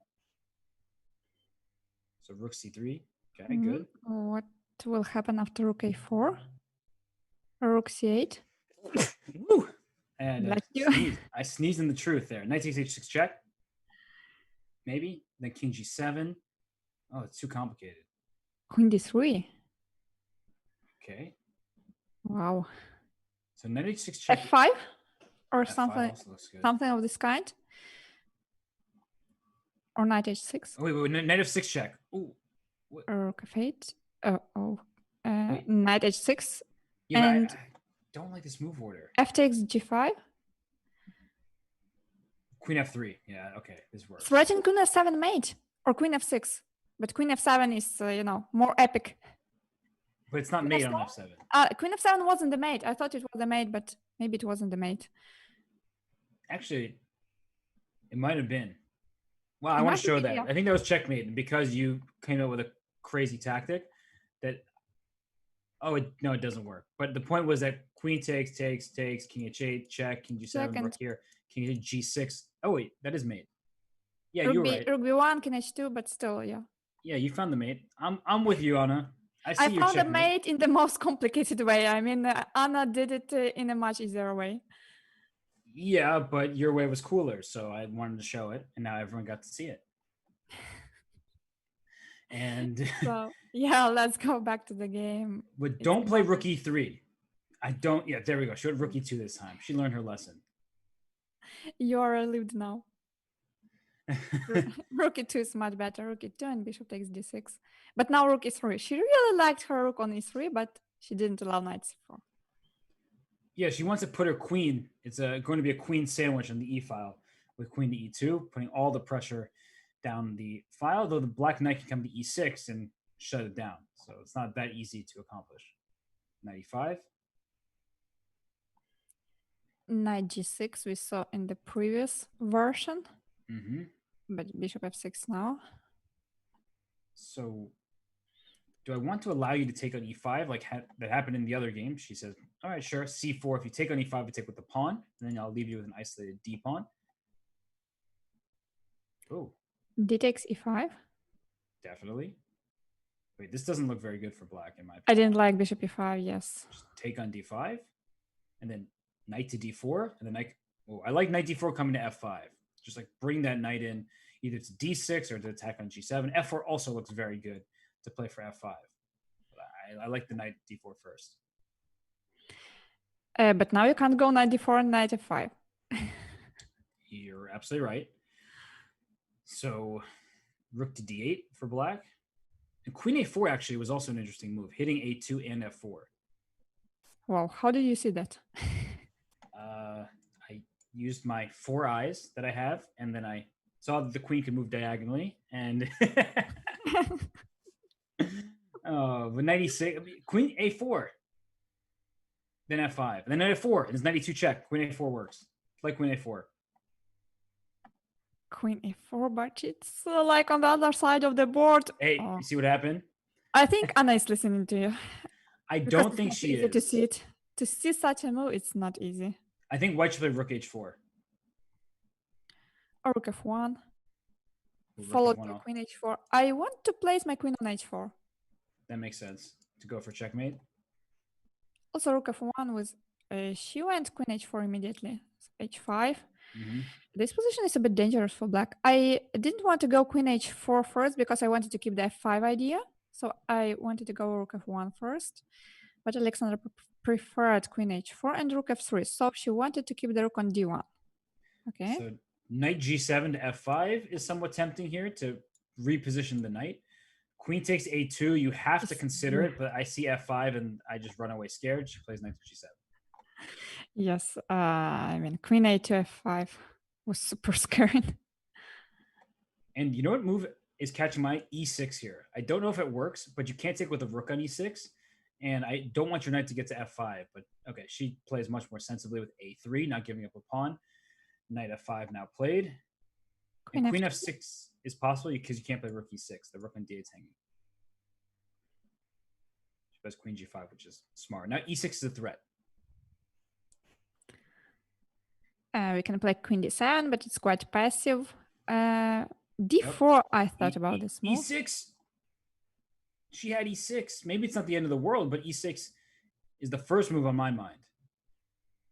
I like your e6. I mean, e6 was a good suggestion. Well, rook takes h5 can't even be played because the knight on b3 is hanging. So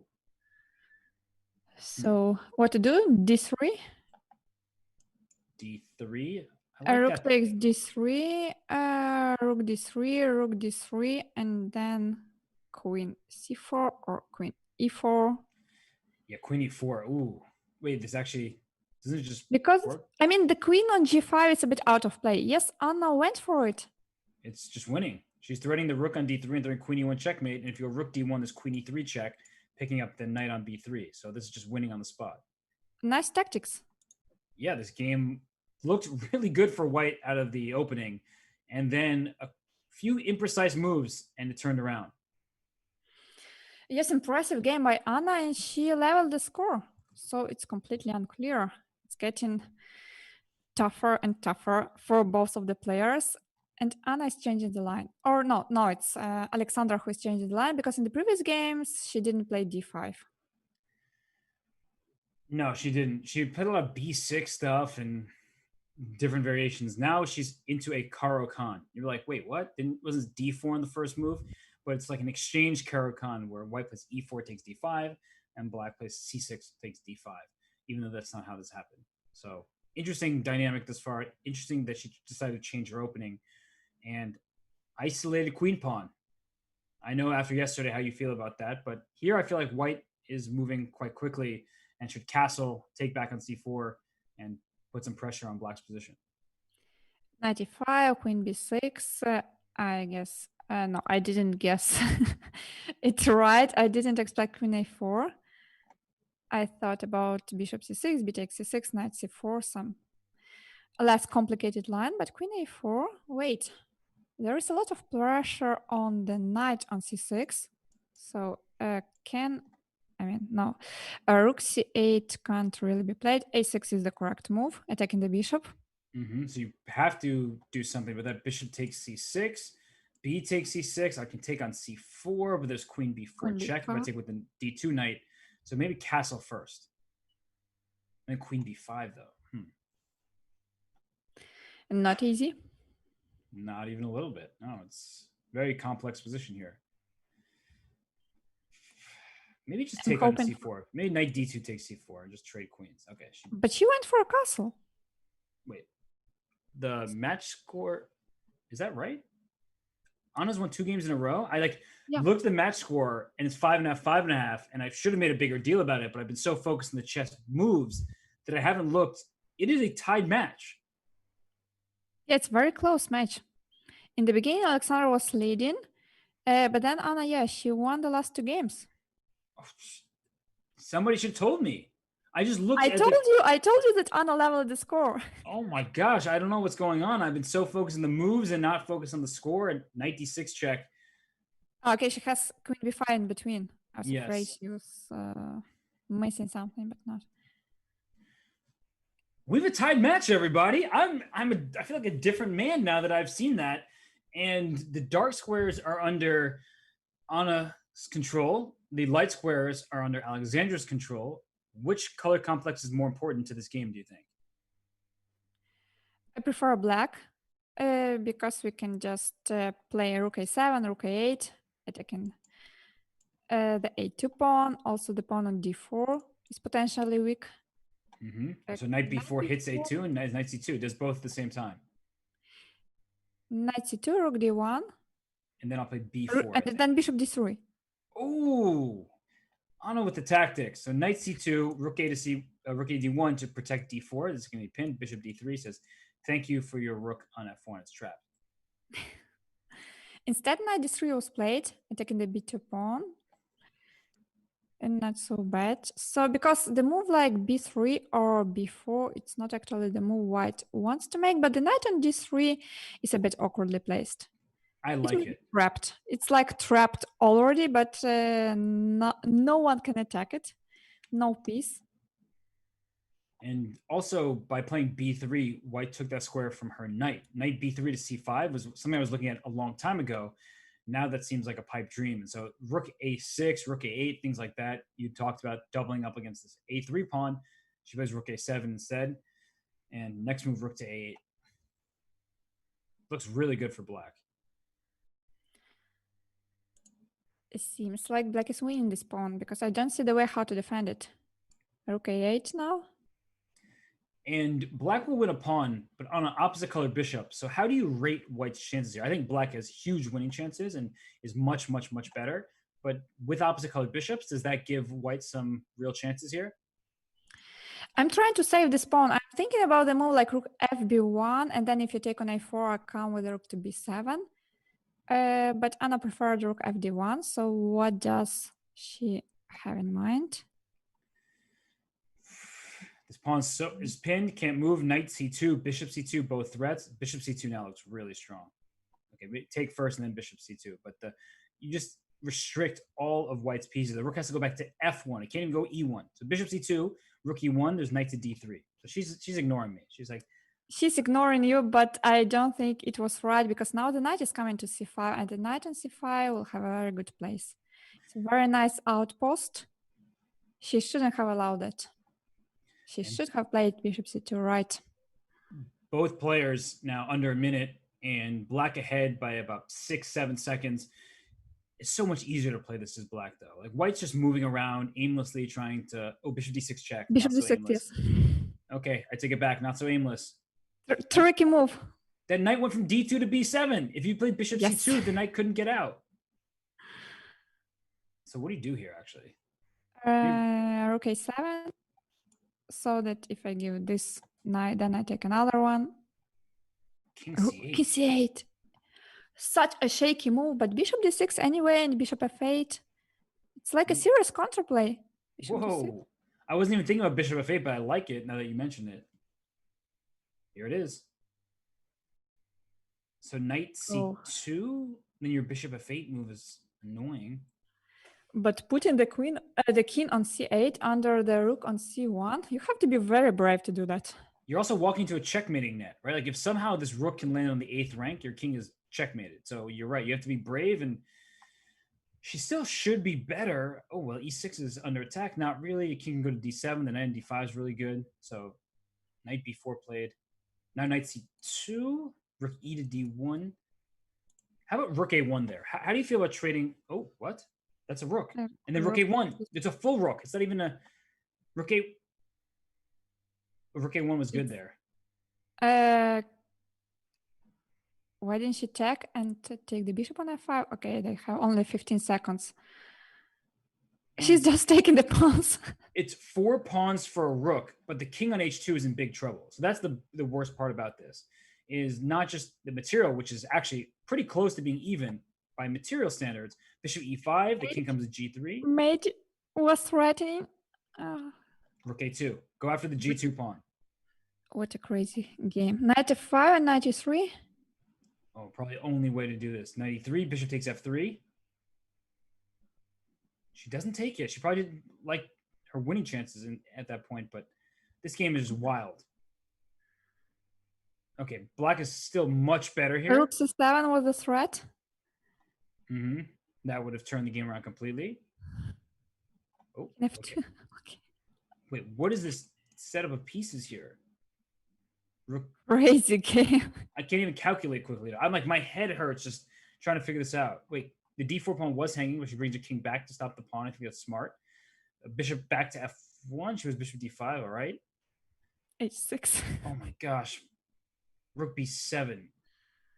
I'm like wondering if you can trade rooks and make a draw because you have so many pawns, but it's probably smarter to keep the rooks on the board for all these checks. Rook g8. Now rook b1. What? We have already seen the game with 4 queens, and now it's some crazy. Oh! Black lost in time! Oh, really? Oh. Oh.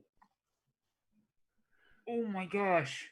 It will be difficult to handle that. Yes, losing 3 games in a row.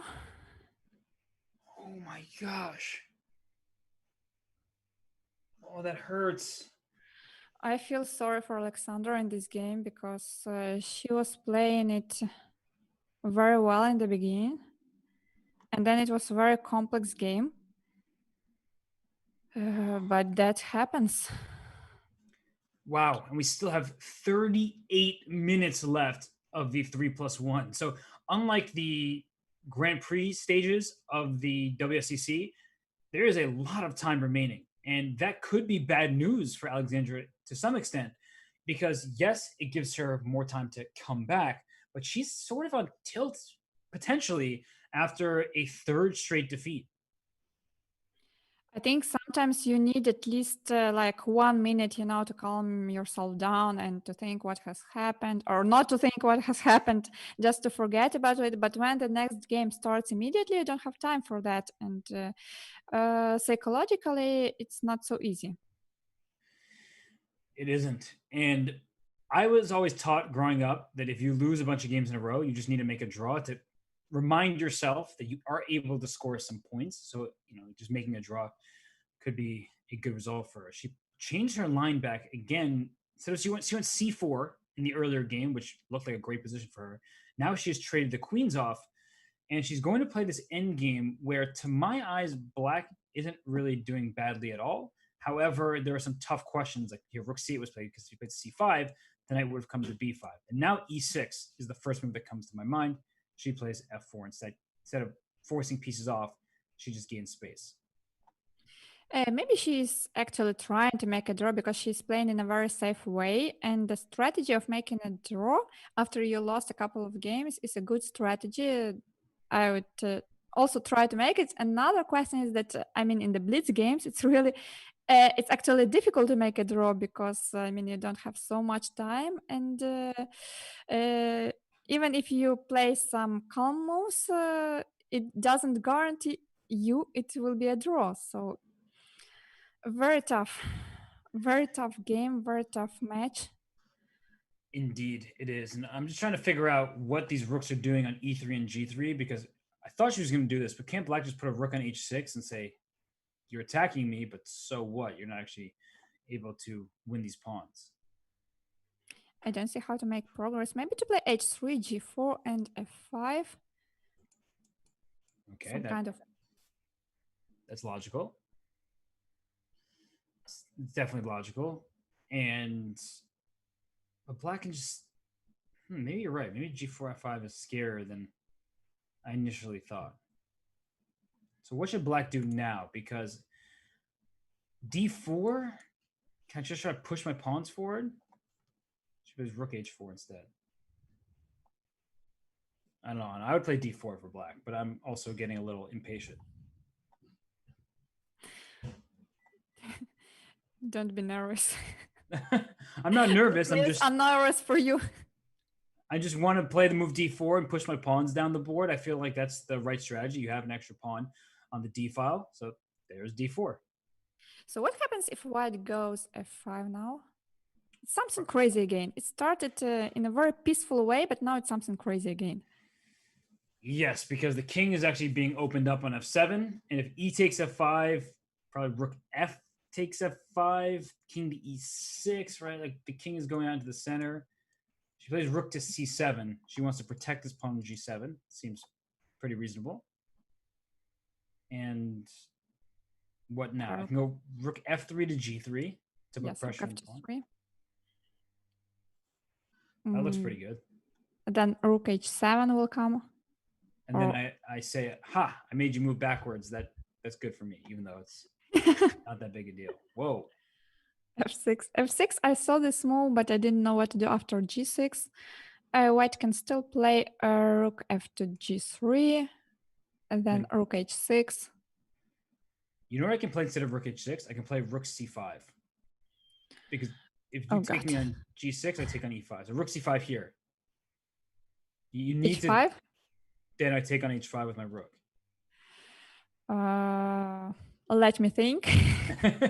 I think king f3, king e4 is really, she plays h5, but rook takes h5. Rook takes h5, maybe rook takes h5, d takes h5, rook g7, then rook g5 back. And if I manage to bring my king to e4, I would have a nice position, but do I have time for that? Rook g5? Or you're asking for a lot. Your rook to g5, your king to e4. Anything else that... Take the pawn on d4, take the pawn on h5. Seems reasonable. But king f3, rook d5, yes. So king f2, got it. That's really smart. I'm glad you said. I was trying to figure out if king f3 or king f2 is better. King f2 is certainly better because king f3 there was rook d5 and the king could not blockade the pawn. Now if rook d5, the king can just go to e1 and to d2. So what about now? Should we play rook d5 and then try to put the pawn on d2 and then run with the h pawn, or I prefer to play h3 immediately? Rook d5, king d2, and h2 after that, or something like that. Does white have some kind of like rook h8 check, rook h7 check sort of drawing mechanism? Like rook h7, king g8, and then I think they may make a draw here. It's because if the king goes to g8, you have f7, or you have rook g7, or there are many moves. I don't know, but draw was agreed. I think both players were nervous there, and that's a good result for Alexandra because she was down a pawn in the endgame, and she was so clearly playing for a result, for a victory, that I think she lost some of her objective sense of the position. So here she gets the black pieces again. We have a London system. This is Anna's bread and butter. She used it throughout the WSCC, and these lines here, very solid for white, and black will frustrate herself trying to play for an initiative. Yes, I realized that in a women's tournament, girls are always, not always, but very often going for this line. Maybe it's because, easy to play with white, just knight e5, f4. Typical plan, very clear one. There are many players who do this, right? Gatakomsky has long played the London system. Magnus will play it in blitz games quite regularly. It's because the moves are very natural from white's perspective, although now Anna's spending some serious time here, and 95 is the 97. And the point of 97 is you didn't want to trade on e5 because the d pawn would take and start hitting black's pieces. So you want to bring this knight to f5 and then your other knight to e4. So you've opened up your bishop on b7. And then go for f6. Yeah. So this knight will not stay on e5 forever. Not forever, no. Sadly Not for that knight. It would love to say they're forever, but doesn't have all day. a5. Was it because white wanted to play bishop a6, or it's because of some other reason? To gain space, maybe to prepare c4, b5, b4, things like that. But you're asking the right questions. And bishop a6, if the bishop moves away from d3, will be played. And now knight g6, but now you can take on g6 with knight or bishop? Knight. And then play f4. Knight and f4. Nice plan. Or e4, actually. I like e4. I like f4. Oh, now we're disagreeing. So which will we see, f4 or e4? Whoa. We saw f takes g6. Okay, wasn't expecting that. And now I'm more likely to expect e4. Yes, because the pawn on e6 is a bit weak. Kind of a bit weak. Bishop e7. What a calm move. What will happen now? It takes d5, rook e1, or d takes c5, or e5. So many possibilities. Yeah, like d takes c5 played. And so don't play bishop takes c5 because e5 will be bad. But b takes c5 is good. This is a French defense where the pawn's on g6 instead of f7. Like things just went from bad to worse. I called it a French defense, and then you have these double pawns, which means e6 is weak. Yes, we are somehow seeing some similar French defense structures or something very, very likely. Yeah, I'm not really liking this, but knight h5 is a good move, trying to get knight f4. It's the counterplay that black needs here, but take on e7, play g3. There it is, not allowing the knight in. The problem with g3 is that if this bishop opens up, it has a longer diagonal from b7. The good news, of course, is you take away this f4 square, which is the only reason the knight's on h5 in the first place. Right, maybe to play e5 now, just cutting this knight on h5. Oh, after rook e1, we don't have this possibility anymore. I mean, we can still play e5, but the knight will not go to h5. You know, I don't actually mind black's position so much anymore. Now that we're liquidating rook f7, trade queens this way, it feels like the worst is behind her. But I liked your move e5 a lot. That knight on h5 would have been trapped over there. It wouldn't have been possible to win the knight anytime soon, but the knight would have been restricted, and knights on the rim, as they say, are dim. So here, black pushes forward on the queen side. I kind of like black's position. Something like bishop c6 and rook b8. Going right for the b2 pawn. Yep. c4 was... bishop c6 had this serious drawback that we can't play d4 now because the pawn on c5 is hanging. Knight d7. Good move. Hitting is the it okay rook. or not? I don't know. Rook e7 can be played, but is it dangerous or not? Oh, is d4 the rook takes c6? Probably not. Then we just trade everything. Okay, well now d4 for sure. And the problem with playing d4 is if the light square bishop comes off, then it feels like there's some weak squares, but at the same time b2 is a target. So that's what I would go after if I were Alexandra. Okay. Can we take on b3, or is knight b3 dangerous after that? No, then you have bishop a4, I guess.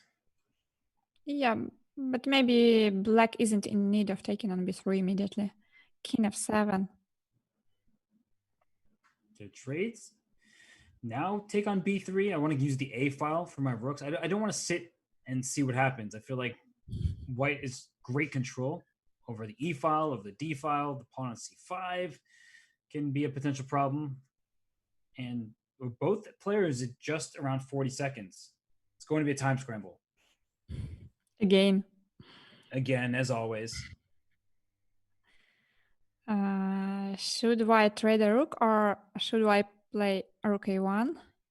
I wasn't sure. Knight d7. Okay, so black's king is already in the center, but white's king at some point would love to dart to d5 and create some problems here. The d4 pawn is pretty good. It's protected by pawn on c5. So what's G5, I like the move. It was important in my opinion because otherwise white would have played f4. While now there is hung a rook. No. Yes, it was a blunder. Yeah, serious blunder. Okay, Anna will resign.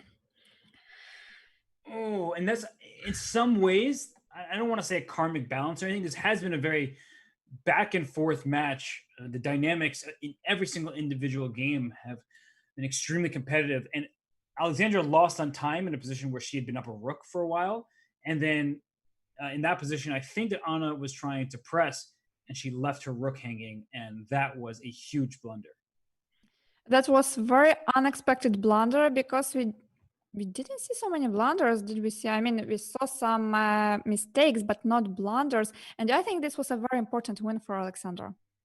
She needed it, and she evens the score up. So now we see 7-7, where both players making some mistakes. And this is a long match. You have to feel for the players. They've already been competing now for what, 2 hours? Right? Yes, already more than 2 hours, I think. 2.5 hours, really. So they have had a lot of chess behind them. 14 games. And the hardest part about that is every single game, you're juggling these different variations, the tactics, the different strategic elements, and it gets exhausting. So I want to give a shout out to the players as they have 24 minutes and change in the 3+1 segment before they get to the bullet. I've been very impressed with their play, and I have no idea who's going to win this match at this point. And Alexandra switched to the first move, d4. It's the first time she played d4. In all her previous games, she started with e4. So it's going to be something interesting. And we have an isolated pawn for white, but we have this bishop on b1 staring at the black king. And black has blockaded the pawn really well. So I tend to like these positions for black at this point. Although I'm looking at rook a3, jumping this rook all the way over to the king side and hoping that that should give some kind of counterplay. And there's rook a3. Alexandra heard your advice. She did play rook a3. I think it's a smart move. It's if knight comes to d5, you can trade on d5 and bring your rook to g3. And you need to play actively for white because the pawn on d4 is a weakness. It's a target.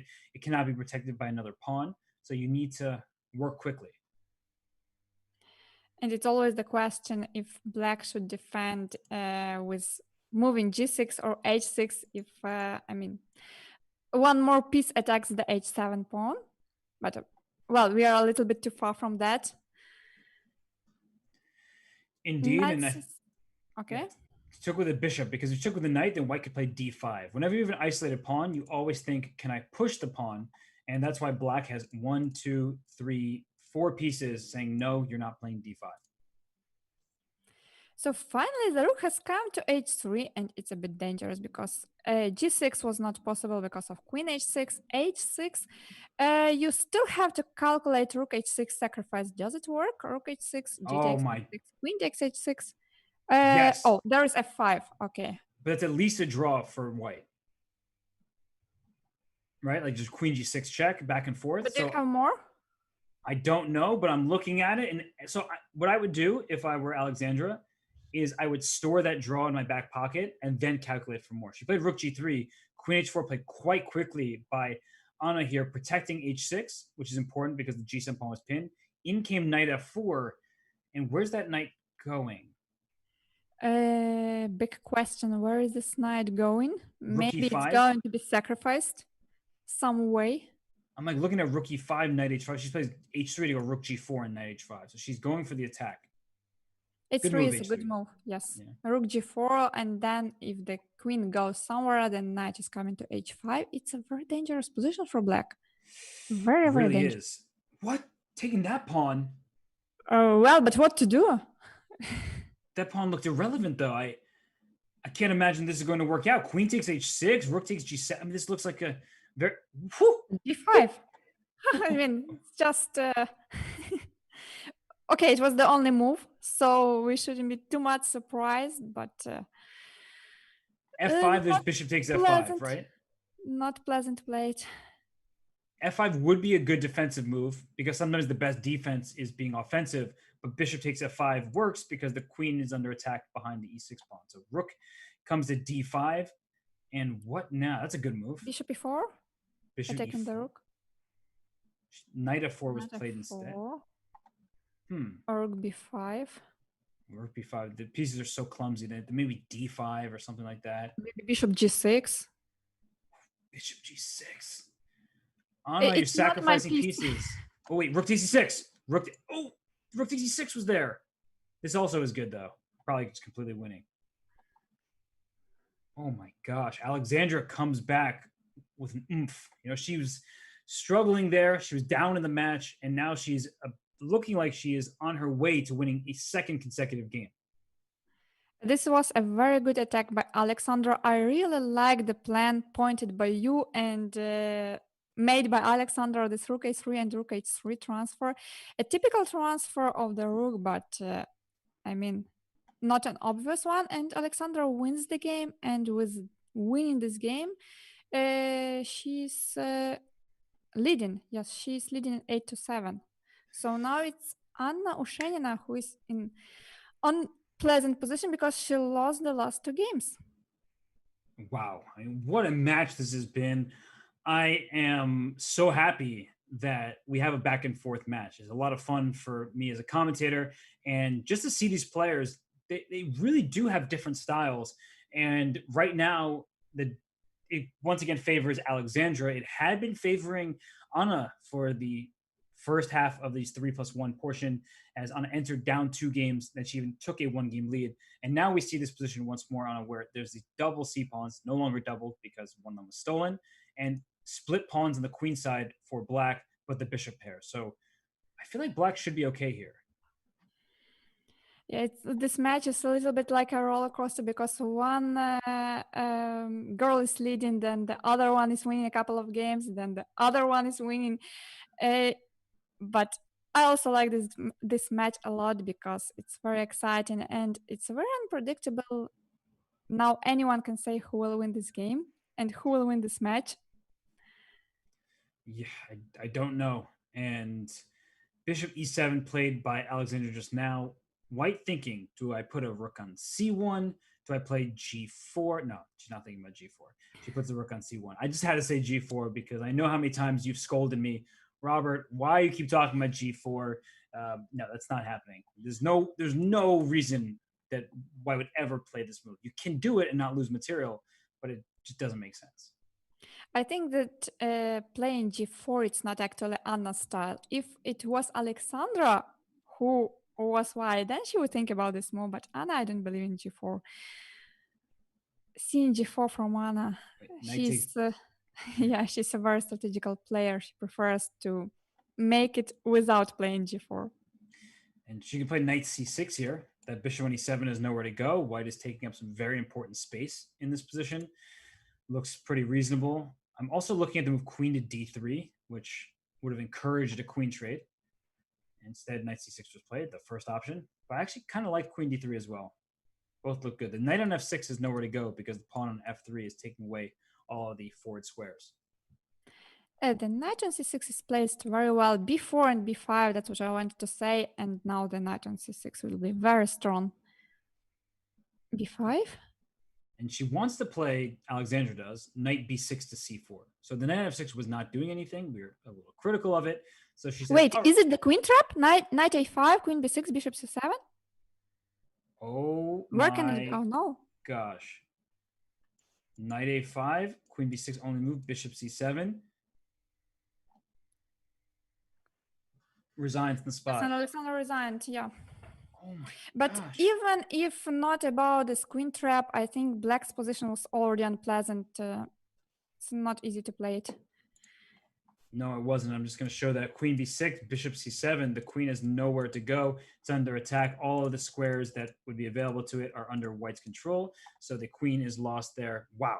Let's move on to the next game. And what do we have here? Oh, different position. First time we've seen this Vienna variation, and you could take on e4 and steal a pawn, but white has sacrificed a pawn for the very quick development. Look at how many pieces white has developed. 3 minors, already castled. These lines can be very scary for black. But once again, it's like Alexandra is ready to play any opening. She's prepared so many lines for today. Queen a4 and knight e5. It's still the theory. It is. And the rook came to b8 to protect the bishop on b4. So after knight takes c6, you just take back with the pawn, and you're not hanging your bishop on b4. Just to keep that in mind. And bishop g5. So black can castle now. I would be a little worried just about piling up pressure with knight to e4 and all this good stuff. But you do need to get your king out of the center at some point. So is Anna thinking about queen takes d4? Well, she preferred not to take it, yes. You're the one who told me. She's not that kind of player, right? She's very principled and solid, not going to risk it by taking the pawn on d4. She can take the pawns. Sometimes if the pawns are hanging and she thinks it's good, she's taking the pawns, but she prefers to play solid in general. And the problem I would say about this position is it's too solid, where black has an extra pawn, but really not that much space. And queen takes c6 would steal that pawn right back. And you know that Alexandra's looking at that move, saying, all right, let's get that material equality.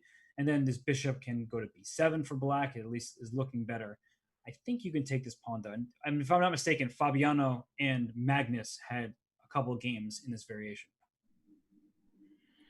You mean exactly this position or in this variation in general? Because I don't know believe they had this position, exactly this one. I don't know if it's exactly this position, but I certainly remember it being very similar to this. Yes.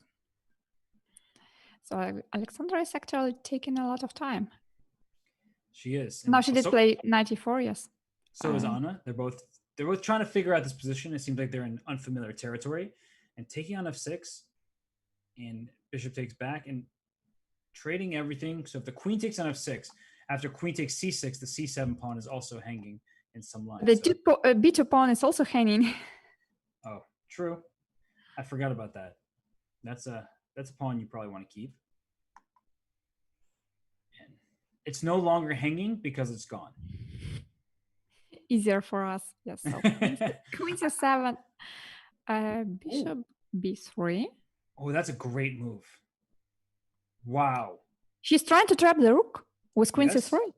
And the bishop can't get out from c8, right? The bishop no longer has b7. It can't go to d7. Queen c3 just traps the rook. See that? The pawn wasn't really hanging. I knew it. No, I just honestly didn't see it. You felt that. No, I didn't see it at all. Queen c1. Oh my gosh, queen c1 smart. If queen c3, there's queen a3. Now if queen a3, there's rook d2, and the rook is pinned to the queen on a3. And if rook e2. Okay, rook e2. Bishop c4, the rook rook e4. goes to e4 and rook to h4. The rook is surviving. This rook has a difficult fate, but it's fighting. Actually, I think it's just surviving now. So maybe queen c1 was imprecise. Maybe rook f to e1 first or something was. It's a tricky position. So bishop d3, rook h4. I actually don't think that black is doing too badly here. I don't know. Okay. What's happening? I think black is fine. Look at the maneuver of this rook. Wow. It was brilliant. She saw it the whole time, Anna. She knew that her rook was not getting trapped from the very beginning. No, she just found her way out of it. Queen d6. Queen d6. Once again, rook d4 is not possible because of the bishop h7 trick. Mm-hmm. I like that move f4. Great move. Rook h5 and rook a5. Okay. Yeah, this is a problem. I think this rook will make this game. How many times this rook moves? 1, 2, 3, 4, 5, 6, 7, I guess. Wow, that was really quick counting. How did you do that? I just guessed. No, I tried to calculate. Okay, and the bishops are coming off now. And the thing about rook end games is one pawn on the same side of the board. There are many different positions where it's not enough for a win, even though you're better. So that's what Alexandra is going to hope for. That's get like rook and 4 against rook and 3, something like that. And she played rook c1. I thought she would have played d5 there, and she could still play d5. I would really consider that move. It kind of hurts No Black's one pawn wants to structure. go for d5. No one. Yeah, no, neither player wants to play it, but it's what I would have certainly looked at. Maybe king. Okay. King f3. So this is the 4-on-3 I was talking about. If Black gives up the b5 pawn to win the d4 pawn, that is a theoretically drawn position. So Black will try to keep on control of her b5 pawn. D5 is a smart move because you have to trade the pawns. Yes, because rook d2, there's rook d8 check. Yes. The more of them you will trade, the higher chances are to save the game.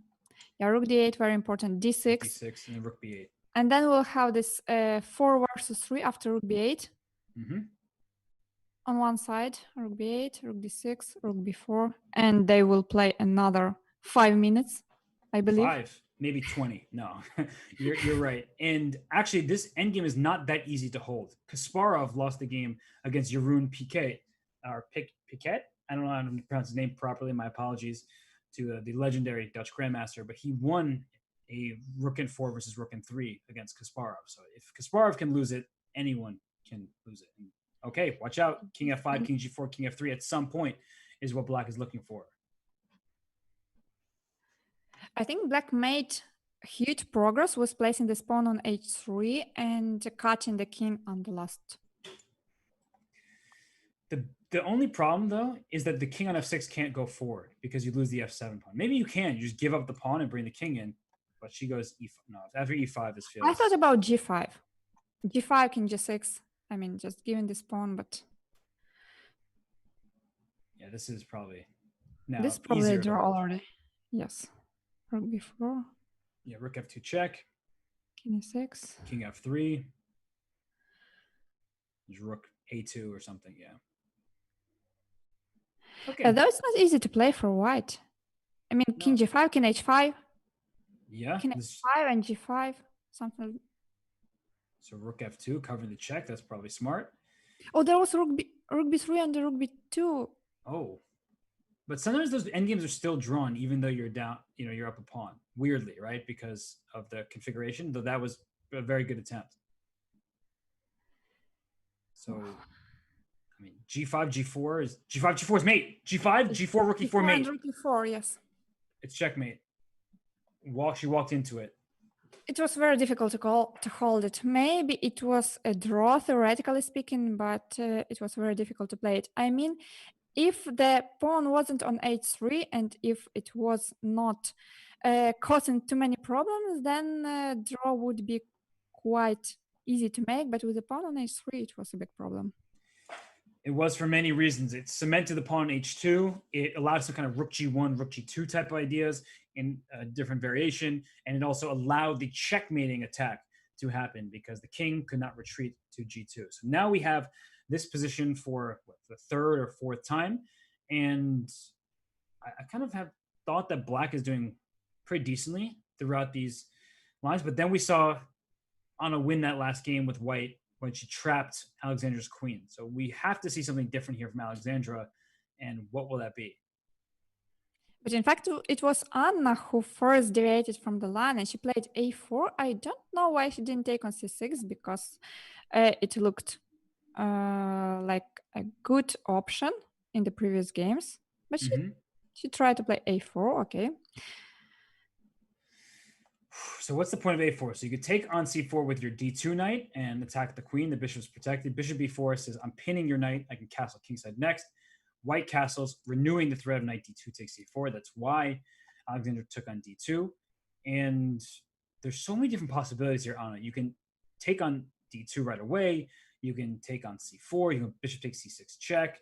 Now, again, you take on c6 with the knight, with the bishop. How would you continue? With the bishop and take on c4. Yes. Dark squares. I mean, just completely under White's control here. And the light square is under black's control. It just feels like white is a tempo ahead. The queen on b6 is under attack. Rook f to c1 can be next. Knight can come to d6 to attack with bishop on f5 and close the c file. Sorry, the d file, pardon. And the c file is now open for white. And that's going to be a good thing. It looks like white is pressing a little bit, but black is also quite okay at the moment. Just rook d8, rook c8, knight d5. Bishop e4 now. Okay, rook c8. I thought bishop e4 to d5 made a lot of sense. But there's some bishop g5 stuff, Anna, right? That actually is kind of annoying here, where you pin the knight and threaten to take it and expose black's king.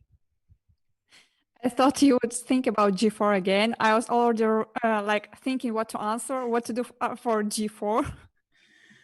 Anna, I try to suggest very good moves that have strategic value. G4, what kind of move is that, Anna? How could you suggest that?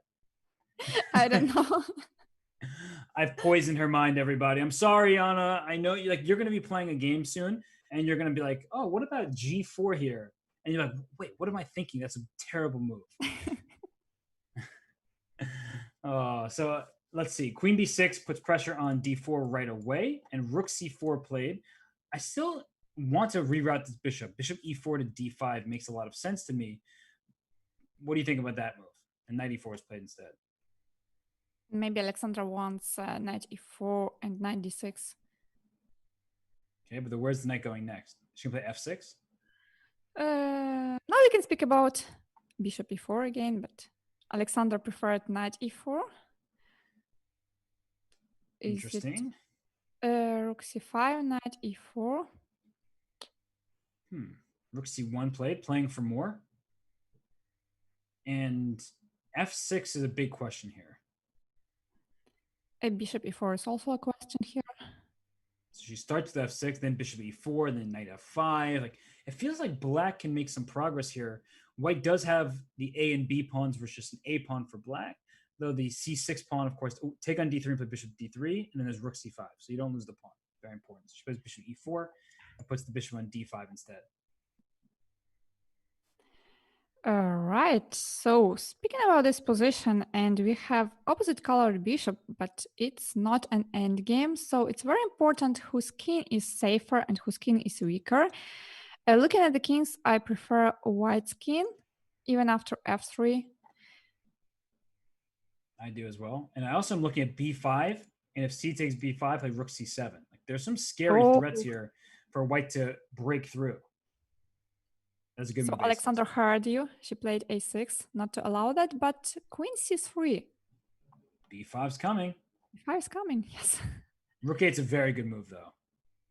You need counterplay. You can't just sit and do nothing. And 7. Just some prophylaxis against b5. Yeah, queen f7 does look good. You don't really have too many moves as black. It's a weird position. You're kind of stuck. King h8. Oh, wow. That is unexpected. G5? Oh, God. G5? I didn't expect that. I didn't expect that. So you mentioned G4 earlier. You never told me about G5. And as much as I like to play freely, G5 was not a move that I was recommending.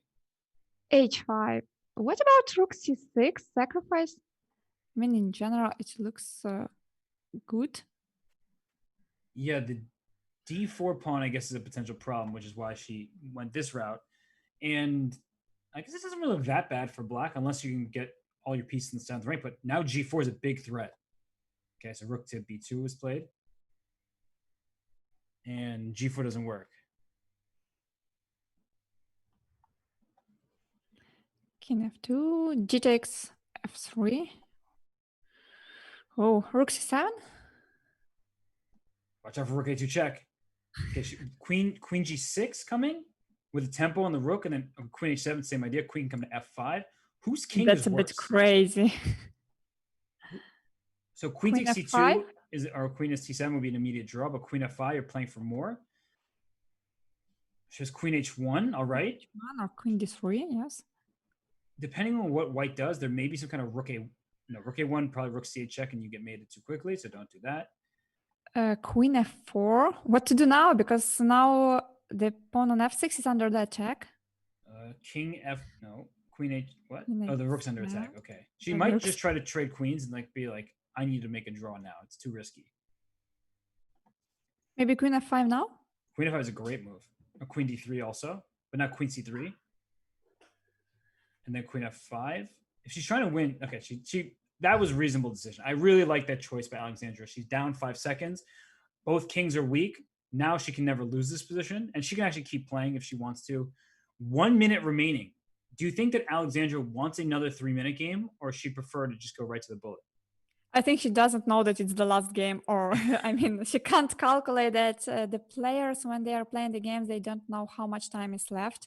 So I just think she's playing because she thinks her position is a little bit better, but they already stopped playing. And we have one more game. Yes, we are in time to have one more game.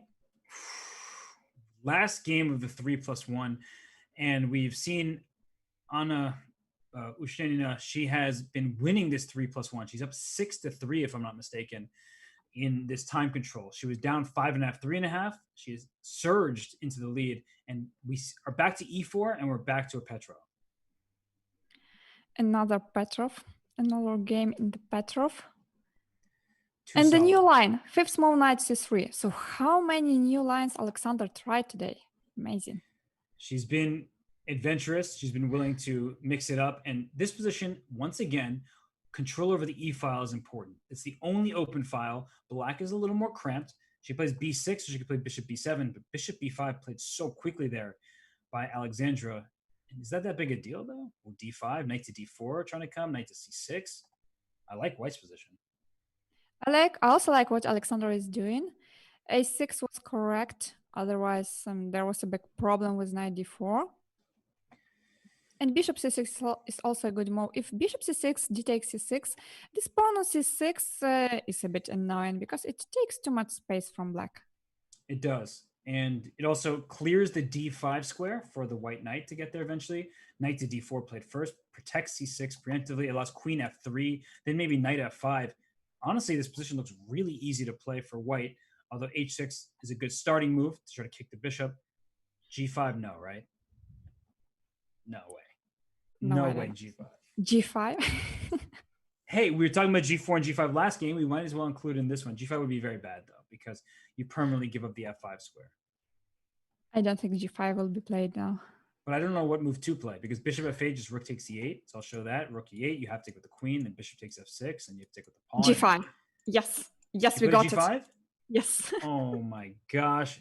Anna, what did I tell you? See, now you've made me doubt myself, but I knew g5 was going to be played. This looks really bad, though. I'm going to be honest. It looks really bad, but you have made me doubt myself. But sometimes you don't have good options, so you have to take at least some option. And knight f5, yes, this knight in f5, it's so strong. Oh gosh, I can't believe that g5 happened. And well, but rook e6, queen f8 is coming. Then another rook to e8. Maybe it's not so bad. It looks pretty bad, but maybe it's not so bad as maybe you're it's saying. Not so bad. What about b4? No, it's not trapping the knight because at least we can take on e1 and go knight e6. Wait, I like that though. I like b4 a lot. If you have to play rook takes e1, then I'm very happy about that. Why did you give this knight? There was such a good knight on f5. Did she calculate something? Knight e6 and now? h4, but h4 it's not a mate. No, the knight on f5 was really strong there. And honestly, I want to put my next knight there. I want to play knight d1 to e3 to f5, but it takes some time. That was a strange decision by Alexandra. She still has aggressive intentions. She's still playing Queen h8. Queen h7 and rook e8. It's a very nice regrouping, in fact. Queen h7. Amazing. I mean, queen h8, it was such a strong move. Oh my gosh. Queen h8? Queen h8. Queen h8. Oh my gosh.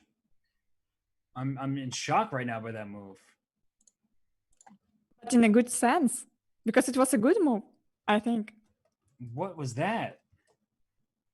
That was a move. I'm like looking over it like Are my eyes correct here? Yeah, they are. Queen h8 to h7. Oh my what a concept. So, okay, let's get back to the game here. C4 played to stop d5, to make b5, and now a5 was smart. You're giving yourself the c5 square for your knight. And queen d5. I like that move, though, by Alexandra. Okay, I actually really like this move, queen d5. And what now, though?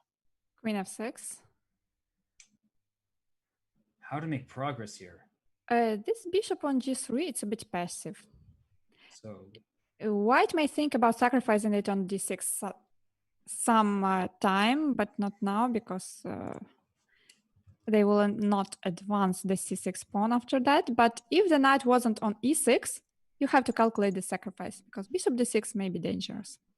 oh my gosh, queen h8. I'm just still not over that, honestly. You're still there, yes, queen h8. I think it's the most amazing move from a positional point of view. It just, yeah. Okay, so I'll get my head back into this game. I'm looking at f4 ideas for white as well. And you played b5. The big downside of that is you've given the c5 square to this knight on e6. The knight hasn't moved there yet, but at some moment soon it probably will. Black can play rook to e8, trade off the rooks. And the good news for white is that all of black's pawns are in dark squares. So there's potential to attack them and things like that. The bad news is that with a dark square bishop, you can't protect any of your pawns on the light square. So if black can pile up some pressure, that's going to be an issue. White is also up 15 seconds on this. So whose position would you prefer here? Maybe black's, because playing with the knight it's easier to play with the knight. Knight c5, just jump somewhere. Knight c5, maybe there's no rook g4, then you have knight e4. So knight g7. Okay. And maybe rook. She trades. She definitely did not want to trade. And is there c5 ideas for white? Can I play c5? She does it. You can't take with the d pawn. b6. Oh my gosh. Or queen a5. Yeah, queen a5 and the c6. But then g6 h4 was a very strong move. So you have to watch out for g takes h4 though, because your bishop on g3 is trapped. And if h takes g5, there's queen takes g5, and then queen h5, queen d1 is like always a drawing mechanism, that is. Mm-hmm. So queen a5 play. She didn't take on h4. She probably was worried about queen takes c7, giving up the bishop. This is a crazy game here. And king e7 only moves. Okay. G takes h4. Can she take now? Yeah, then queen d7, bishop takes d6. Oh, queen d7, king f8, bishop d6. I told you about bishop d6. You did. Finally, queen e7. Where to go? I can't take and go b6, can I? No. So I'll play queen e5, threatening queen h8 checkmate. Play queen e5. Okay, she gives a check queen first. b8 and b6. Queen e5. Oh, what to do after b6? I ask you what I should have done instead. I don't know. Okay, b7, c3. No, c3, queen e5. Queen e5. Queen e5, f6. And then queen takes c3 is probably good, but they're... Queen c... Whoa, what? No, queen takes e5? c6. No, queen e5 loses. Okay, and c7 and white is first. Oh my gosh. What a turn of events there. Okay, we are about to take a break. But before we take a break, we have to analyze what in the world just happened in this game. I am going to start all the way back on move 23. You know where I'm going. Queen h8 was brilliant to go queen h7 and to regroup. That was really an awesome move. But let's go to this endgame here, because white sacrificed her bishop on d6. She had to, but she planned this. Takes, queen takes. The passed pawns are great. White went wrong, I think, with playing queen takes e6 here, because after b8 equals queen, black can simply take on c6, and you have a passed pawn that white is going to struggle to deal with. In fact, black is much better here, if not winning. It's a queen e5 check. Says, let's trade queens because I'm going to promote. The problem is after the queen trade, you promote and move too slow. White queens first and wins the game. So many things happened in this game. I had a question if instead of queen c6, c2 was possible. I don't know, just a few moves before. C2? Yeah, definitely. If queen b7, we go king g6. If queen b2, we take on c6.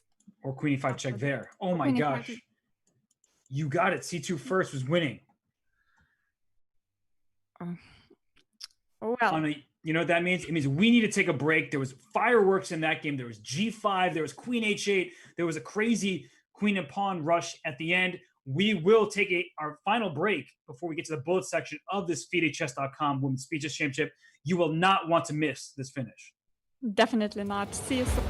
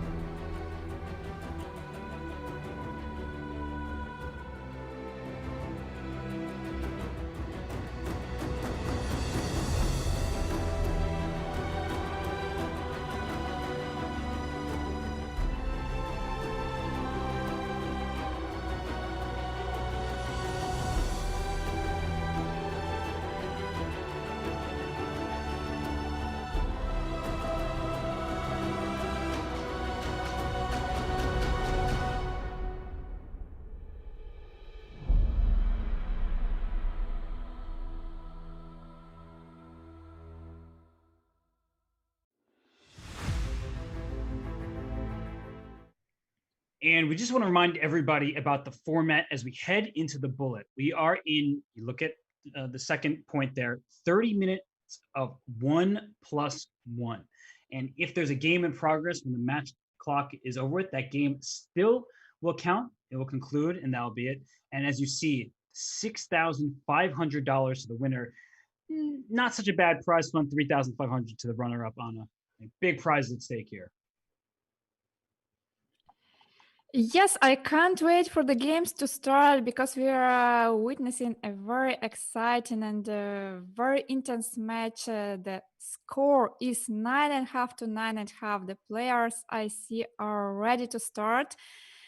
This break, I believe, was important for both of the players. They had time to think what they will do in the bullet section and bullet section. I think this is what you are ready to see. Are you ready for bullets, Robert? I'm certainly ready. I wonder if the chat is ready because it's a tied match, 9.5, 9.5. And I thought you were going to say, Anna, that the break was needed by us. And that's probably true as well. And we have liftoff. We have bullet chess. We have Anna Ushenina with the white pieces taking on Alexandra Kosteniuk. We're back to this B6 variation. What do you think about this decision? So we see some similar line, yeah, with bishop f6 winners and g5 again. Yes. So it's the match about g5 and g4, a really thematical one.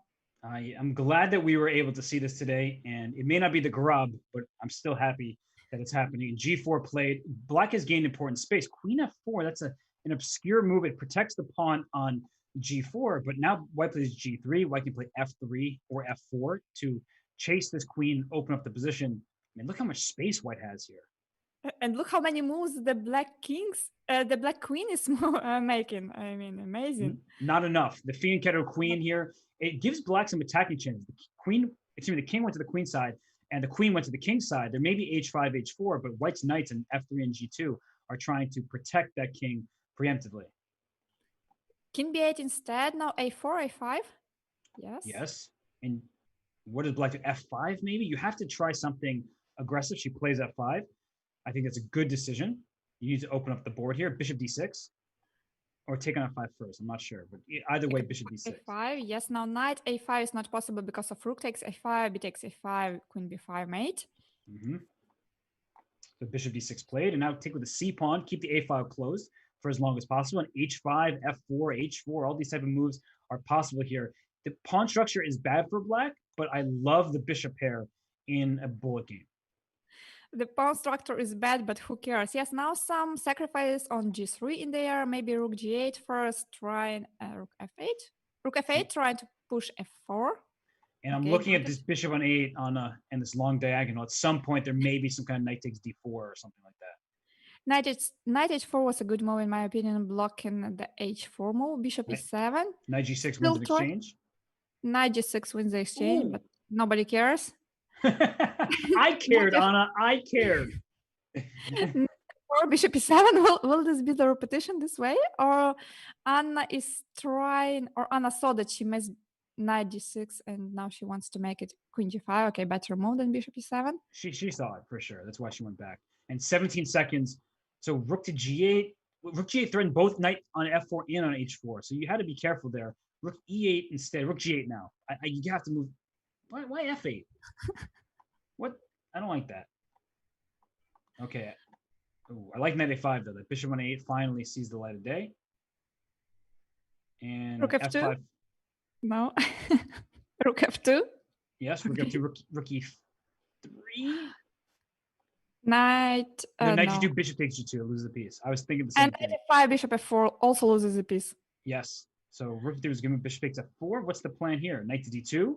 Some tricks, but it's too confusing. Take on b2 now. You take on b2. You take on c3. She pre-moved knight takes b2, which was bad in case of knight takes f5, just for the record.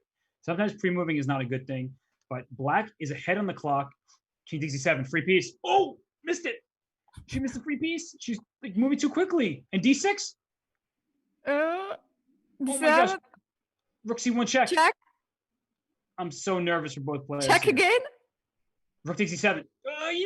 Take on d7. No. Oh, what? Rook c8, very good move. Oh, it's a great move. It wins. It was like it. I don't think she like really intended for it to win the way it did. But king takes c6. The game continues everywhere. King e1, rook d1. Queen Take takes it. d1. Take this rook. Take this rook, please. Yes. Oh my gosh, what a weird game. Don't give up your g pawn, because if you lose your knight and your g pawn, it would be a draw. No, game over. Okay, I mean, it's only the first game, and it's so exciting one. Can you imagine what will follow?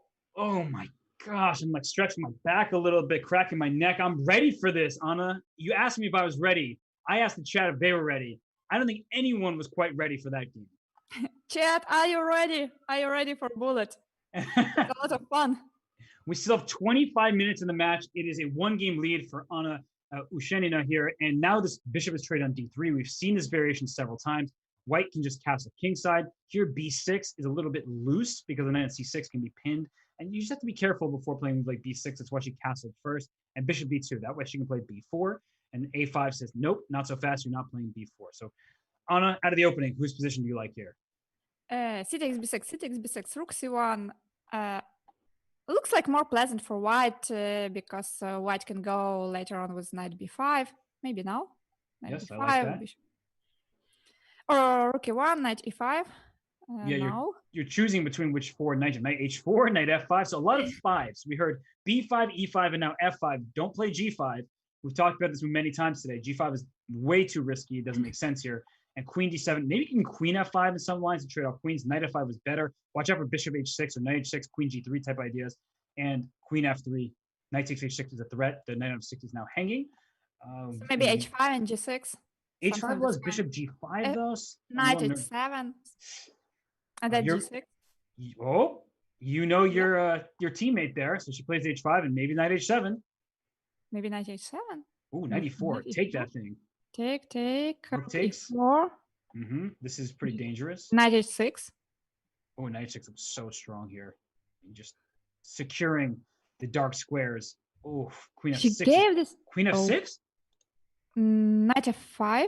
Oh my gosh. Okay, but it's so. This is the thing you don't really like to do, to give this bishop. Now bishop e5 is coming. Queen c6. So take and rook e8. Oh, it doesn't quite work.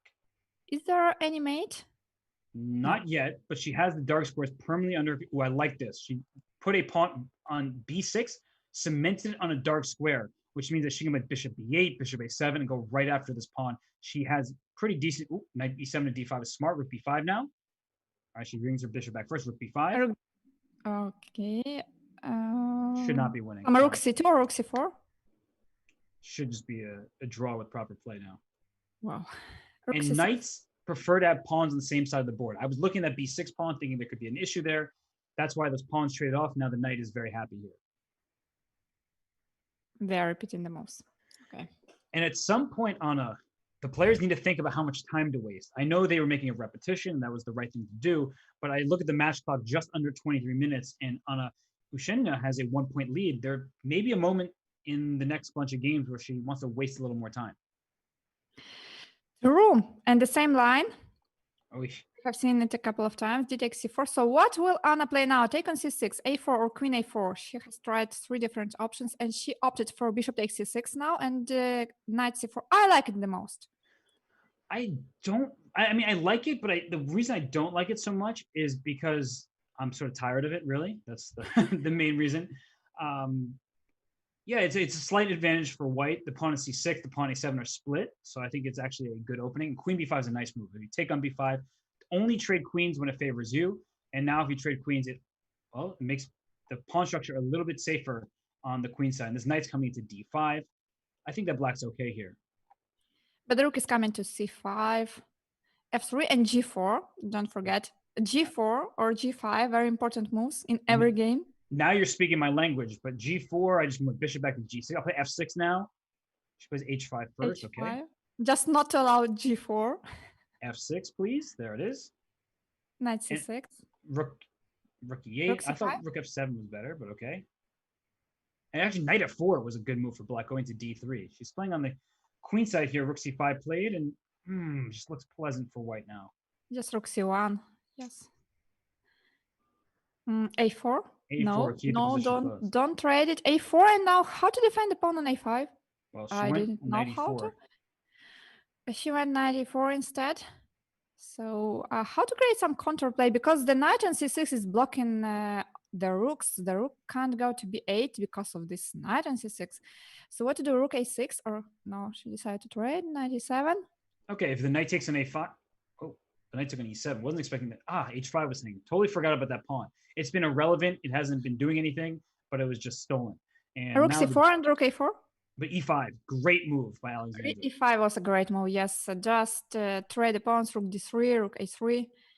Serious counterplay. So 2 extra pawns for white, but the king is a little bit out in the open. Oh, make that 1 extra pawn. And whose king is worse? Black's king is suddenly worse. King g4, maybe. How about king g5? Oh, king g5. Wow, king g5 and king g6. But king g6, there was rook f6. I don't know. I'm just going for the checkmate. Just, it may not work out, but like always. And this position, what black wants to do is win the e pawn for the a pawn, because the 2-on-1 in the rooking game is a theoretical draw. However, it's not easy to accomplish that. And look at the clock situation. And white needs to be careful too. A2? G4, A2, king G5. Oh, rook here's A6 G5 check. And king G5. Here comes the king to E5. She wants to burn the king to E5. Yeah, king E5. G6 check. G6 check. It's winning. G6 first, yeah. And then rook A7. And then take on A2. Oh my gosh. What a precise move order there by Anna. This was a great technique. Yeah, you forced the king away, so the king no longer had opposition. Now rook E8 checkmate is forced, and nothing that you could do except for resign. It is a 2-game lead for Anna. Plenty of time left, 19 and a half minutes. Alexandra has time here, but she needs to start winning. Another Petrov on the board. What will happen now? Knight at c3. Okay. And knight c6. I don't know. These moves I don't quite understand. I don't know about knight c6. And she takes or castle. So black is hoping for the bishop pair and to be an advantage. White is saying, I'm first to develop. I'm going to go b3. And that way, if you ever go rook b8, the semi-open file attacks nothing. I can play bishop b2 if I'd like. I can play c4 now, knight to g3. All these moves seem to be quite natural for white with the better pawn structure. I'm a bit sad with knight g3 and bishop g6 because now there is no g4 and g5. Yes, there is no g4, g5, but there is simple development and a very solid position for white. Do you play b4? No, she plays knight h4 going after the bishop instead. If she plays b4, then maybe a3, and there are still some problems with the pawns on a2 and b4. Queen a1. I think Alexandra was influenced by Anna's queen h8, so now she tried queen a1. She learned from her opponent here, and white is still better. You have control over... Ooh, watch out for rook a8 trapping the queen. b4 play. Oh, yes. Okay, b4, good. And d5 I would play at some point for black. Maybe b5. b5 for white I would also consider, yes. And maybe bishop g5 here. This knight on f6 is really bothering me. Okay, I don't like playing b5 and then thinking for a little bit afterwards. It generally worries me. And I don't like that black has this d5 square for her knight. That's such the knight is coming to square. And knight d5? Yeah, knight d5, rook to b8, f6, or f5 even. Yeah, this is... f5 is actually probably just a good move for black there. Yeah, cutting the knight, because now the knight can go to e4, and Alexander did. Mm-hmm. Rook b7. I think if I'm Alexandra, I make a quick draw, because you really shouldn't win this game ever, and you don't want to waste too much time. So like rook b7, rook b8 is probably what I would have done to repeat the moves. Like, what does rook c8 accomplish? Just a move. I mean, you have 20 seconds. You have to make some move. Well, I think just rook. That's why I was saying rook to b7, rook to b8. I thought it was an easy way to try to force a repetition. But perhaps I'm missing some resources from black. And will Anna repeat the moves? No, Alexandra will go on. f5? Or g5? Yeah, both are tempting. f5 is the threat now. Be careful. f5 and f4. She could have played f5 there. Knight d2. f5? f5? g3 or something. And g5 then. f5 now, still. Yeah, f5 scares me. So she plays g4, and... Okay, the king's coming to e4. Now black has to be a little bit careful. King e6, or knight c3. Yeah, knight d5. It seems like Anna is very satisfied with the draw. Just don't blunder the rook. Rook c3. She's already blundered a rook today. We saw that happen. And then rook c3, king e4. King e6. Oh, you're so sneaky. Yeah. So knight back to d2, and if rook c3, there's knight e4. I like white's chances here. I think white is slightly better because of so g6 played. That's a good move, actually. Maybe white's not better anymore. Yes, rook f5. c3. I'm looking at f5. We are both not guessing the moves. f5. Play for a win, even though you don't need to win because you're up 2 points in the match. Oh gosh, 15 minutes and 40 seconds remaining. Plenty of time for Alexandra. We just said that last time, though. There was plenty of time. There still is. But the more long games you draw, the less time you have to mount the comeback. Is it the same line again? Again g5 or what? Okay, g5. But Alexandra didn't have a good position the previous time, so she decided to repeat it. Why? She's playing for a win, and she's playing this adventurous line here with g5. She has not played g4. She committed to that move too early last time she played this. Oh, well, I take that back. I don't know. Just I wasn't expecting the g4 game. Knight on g1, though. That's not a good knight. So that's why Anna wants to activate it. But Alexandra keeps her pawn on g4, so e5. Long castle, well. A long castle for black? Yeah, castling queen said you have to play for black, otherwise your king gets stuck in the center. She castles. Bishop a6 is a move, and it's been played. f5, typical. And so who's better here? The knight on g1 is stuck, but white has control of the h file. The bishop I like queen d3 d3 and rook f1, maybe at knight e2. So you're completing your development this way. She takes on e4. It's a big decision. And queen f5, that way you can play d5 if your opponent blunders. So queen f5 now, there's knight to g3. Knight g3, yes. And if queen g6, there's knight c5 checks. So she went queen back to f4. Cool. Knight h5, also very nice. Knight g3, will she repeat it? I think she will try to repeat it. And I think that Alexandra says, nope, let me swing my queen over to a5 here. And there's no attack for black. Oh, rook h5. d5 played so quickly, shutting off the rook. And now e5. I like it, actually. If you're playing for a win, this is the way to do it. All right. Queen a4. Queen was almost trapped, but okay, not almost. There was still a place on a6. D takes e5 or knight f5. So rook h6 here, I'd probably think about. Rook h7 played. c7 is not under attack, so I'm not worried about that. Queen c4, I would consider. I don't know if it's actually good. She plays it, and the d4 pawn is in trouble. So that's why if you take on c4, I take with the pawn. I'm going to win your d4 pawn, and this is happening. I don't like this for... Oh, no, knight d2, you can still... Oh, d takes e5 in between? Wait. Bishop takes e5? Where's that knight going from b3? c1? Rook d2. Rook d2. Here comes the activity. No, you can't go rook d2. Okay, take on f1. Take. And I didn't like that at all. Bring the knights back. Knight e2, knight e3. Yeah, that's one of those moves that you just play it too quickly, and now white is getting out of it. You know, she was in big trouble before. She still doesn't have too much time, but white's position was looking bad in my eyes. Now it's looking totally fine. And with that, rook f5. Knight d3, 91 check to take g2. Oh, 91 is coming. Oh, wow. 91 take g2, definitely with 93 coming. Oh gosh, that knight d2 move is really not good. But knight takes c4, she can barely play that. She's trying to go b5 in. The knight's trapped down here, so knight e3, and now white's up a pawn, and a lot of extra time for black though. e4? No. So a5, White is trying a4. to play for a win now.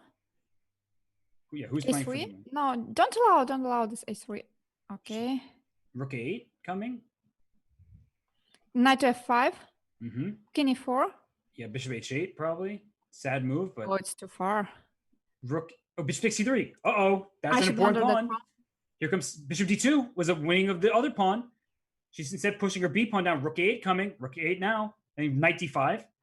And then rook takes 8. Rook a2, knight b4. Oh my gosh, knight b4 barely in time. Rook a3. King e2. Yeah, c5. Like it's going to be a draw probably, you're right. But it's scary. Knight clock. d3, yes. That's what I'm worried about. We've seen some blunders in time trouble here. Okay, rook e8, rook f8, rook f3. Knight c5. King c6, and if knight e4, king d5. Oh, knight c6, just in time. Knight d6. G5, now it's easy. Rook a8. Check, check. Yeah, this is now. This is a draw, yes. Don't play d2 though, then you lose. Now she did this in the right move So order. much stress.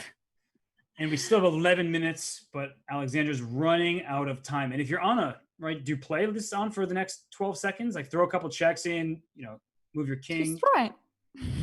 Just waste some precious seconds, And all right, so we have another Petrov. Oh my gosh, I'm tired of this Petrov. Are you tired of it too, or is it just me? You know, Anna is winning, so her strategy seems to be okay. So why not to repeat? Just for gosh, what bishop f5. The c2 pawn is hanging. Can we defend? Okay, you don't really want to play bishop d3. Bishop b5, bishop a4, only decision that was possible, I guess. Much better. And somehow it's not the worst thing I've ever seen for white, but it was not good to blunder that. She clearly was nervous and was like, okay, breathe. I have a move here. Knight d5, take it and play c4. Yeah, somehow this isn't so bad. Where to move the knight now? d5 is coming, as we have seen in the previous games. d5, I believe, yes. But after c5, queen d7. Maybe now Anna doesn't need b6. She can just play something without b6. And b5 now for white. You have to play something like that. I mean, you need to win the game. She'll play b5 next, I guess. How about b5 for black? How about queen d7? Will you still play b5? But queen d7, 95. Yeah. Okay. So b5 for sure now, or not? Nothing is for sure. Maybe that b5 now. Queen a8. Mm-hmm. Yes. Anna is the master of queen a8, queen h8 moves. Okay, rook b2. So she's going to play b5. The one thing that white has to be careful about is sometimes you play b5, there are knight takes c5 tactics. Not here, though. So h3 was a good move, making sure that the king has luft. The king go to h2. Now b5. Finally, at long last, it happens. White has to be better here, slightly.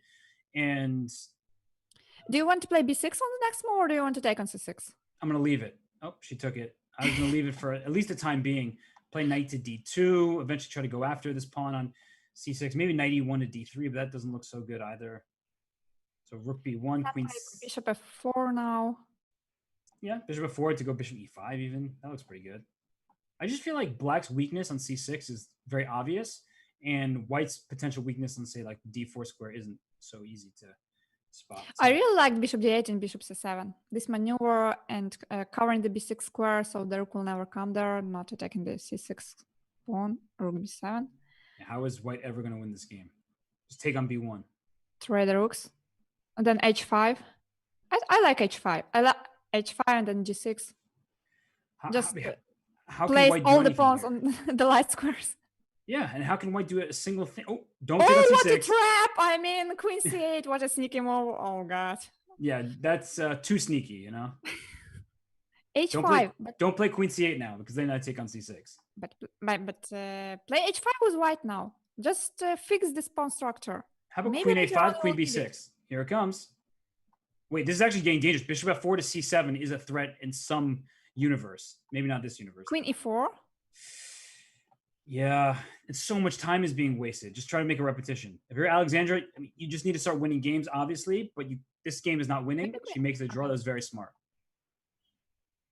I thought about trying to play with black and to go something like queen e6. Well, obviously the position is equal, but it's a good position for black, and it's difficult to lose, and you can make many moves and keep the time. And we have g6, a fianchetto here from Alexandra, and she's now already up 5 seconds out of the opening. That's good. Ooh, okay. Dynamic play here that you see out of the Grunfeld with c5 striking the center. And because Anna's been playing the London, I don't think she wanted these aggressive positions with queen a5, I think she would knight a4, all this stuff. Yeah, she would prefer to have a more calm one. But theoretically speaking, I think Alexandra mixed something in the opening. And I don't know about bishop. That's very creative. Bishop e6 and bishop c8. Yeah, I don't think that was intentional. I think that was a mistake that she realized, okay, I need to move that bishop away. Now knight e4 was a move to threaten e5. So that actually is a tactical opportunity here. All these trades should be good for white. And Alexandra's hoping that her extra 10 seconds can come in handy. Queen a5, so bishop e6 once again. These bishop e6 moves happen when I'm least expecting them. Queen a4, good move, attacking both of the pawns. Yes. Knight d5, d5. a good move in response, hitting the f4 bishop, the knight on c3, and at least putting some cause for concern in white's position. Whoa, whose pawns are worse? It seems like black is attacking first. You are indeed. Okay, I like black's position more because the pawn on c3 is a weakness while the pawn on c4 is well protected. You're absolutely right here. Black somehow has a better position, and rook to d2. Why not? Just bring that rook into the game and then bring the next rook over to d8. Much more space for black. You're first to the action, the pawn c3 compared to the pawn c4. Wow. Wow, wow, wow. Okay, take on c3. It's a free pawn. Anna, it's getting... So the show goes on. The show must go on, as they say at the Moulin Rouge. And right now, this is... I don't even know which one, bishop f6 or rook to d8 or even queen a5, trying to offer the queen trade. She plays bishop f6. That's the safest of the moves. White needs a loft, just h3 or h4. Just play something. Okay. Bishop d7. Bishop d7. Bishop d7. Oh my! Queen d7 is also good. Bishop d7 one material. 5 seconds for white. Here comes the c pawn. We talked about it a long time ago. And what move now? Queen d1. But what next? Rook h5, probably making space for the king. So h4. Where's the bishop going? c7. Okay, f2's under attack. How do you protect that? She lost some time. Oh my gosh, what a game by Alexandra. It didn't start well, but it ended well for Alexandra. Oh my gosh, we have a match, everybody. It is 1 point lead for Anna Ushenina. And right now, Alexandra has the white pieces. It's another Petrov. And we have some of the main lines rather than the lines we've been seeing in these other games. Knight to d7 play so that knight can trade off. And we've seen this line earlier. I liked white's position in it. And I think that for a bullet game, it seems easier to play for white because of the attacking possibilities. Yeah, perhaps. But for black, what did we see in the previous game? A bishop f5, queen c3, something like this, yes? While the pawn was already on c6, and somehow there was a queen b6 check. So the move order has changed, and this looks good for white now. If you have to play b6, rook d1 now. c6, c4. Oh, okay. Just go bishop right e6. after the center. And then knight c3. Yeah, the knight c3 is coming. Oh. Wait, this looks really bad for black all of a sudden. Alexandra Kosteniuk, she gets that first victory. She's trying to get her second. A pawn sacrifice out of necessity for Anna here. And I think you just go bishop takes d4. Rook takes d4, also good. You've stolen a pawn. And so it's just a free pawn, but be careful. Don't play knight c3 because of bishop c5. So rook d1, okay. And now knight yeah, knight e2. Knight e2. Mm-hmm. She played h3. She didn't want bishop g4, so now knight e2 for sure. Oh gosh, this looks good for white here. Knight e4, bishop e4. Though black has a good compensation for that. Yeah, not bishop enough. Is very strong. But the bishops are strong. c5, knight b5, queen b8, or queen b7. Queen b7 attacking the pawn. Queen g3. Queen g3. Queen g3. Yep. Good. Knight d6. Knight c3. Knight c3. I like knight c3 because if the bishop goes to c6, there's f5. If the bishop goes to f5, there's knight d5. Your bishop has to make a big choice, or let's stay here, in which case I can capture you. So now b5. Wow. I like that move, actually. I really like that move. It's the trying to get aggressive in a position where you're down a pawn. And rook e1, good move. e6 is a threat, so queen f5 probably has to be played. And now e6 anyway. Still e6. If f takes e6, rook e5, queen f7, rook h5. Rook ae1 too. Just go off. Oh my gosh, the e6 pawn is in big trouble. Rook d6, bishop takes c5. How do you protect e6? You can't. Bishop c5. Wow. Oh my gosh. What a performance by both of these players, where Anna really was dominant in the 3+1, came out hot in the bullet portion as well. f5! What a move! Queen g6. Oh my gosh, 2 pins on the e file and the g file. We see the queen trade offered here. And now rook takes b5. How many pawns is white up? 2 pawns? Okay, she was rook g5 instead. Rook e4 now. It can be 3 soon. Oh, this has been an amazing game. b3, nice try. So rook h4 and g7. And okay, rook h4 now for sure. Yeah, rook g6. So 3 pawns. Okay, 3 pawns. It's a little bit too much. Oh my gosh, we're about to have a tie with like a minute left in the match clock. So rook b4, and Alexandra has plenty of time. So watch out for some kind of rook takes b2 or some kind of funny business. Okay, it's not going to happen. She wins the game, and there's 1 minute and 10 seconds. Oh my God, it's the last game, and it's the score is tied. Oh my God, I feel like both players deserve to win this match, and I don't feel that way very often.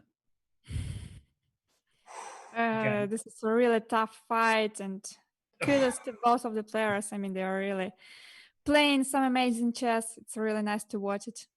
And Alexandra played a shaky opening in this game, but she is up 10 seconds. She talked about that strategy. Sometimes you just want to be ahead in the clock. E4 for white, more space here. Black has not developed anything. She'll maybe play g5? Bishop but bishop h4 was really like inviting this g5, so I'd prefer to see bishop h4. And black just has less space here, and black doesn't even have the bishop pair. So it's you have less space, but there isn't a clear sort of approach for white. Like black's position looks bad. I've had positions like this many, many times online where your position is not good for right now, but white goes all in for some kind of attack and plays a move like f5, which actually looks pretty good. But then you play g5. And you're like, wait a second, where's my progress? Yay! I thought I was winning.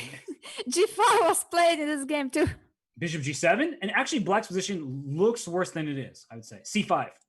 I mean, look at this. d5, just give this pawn.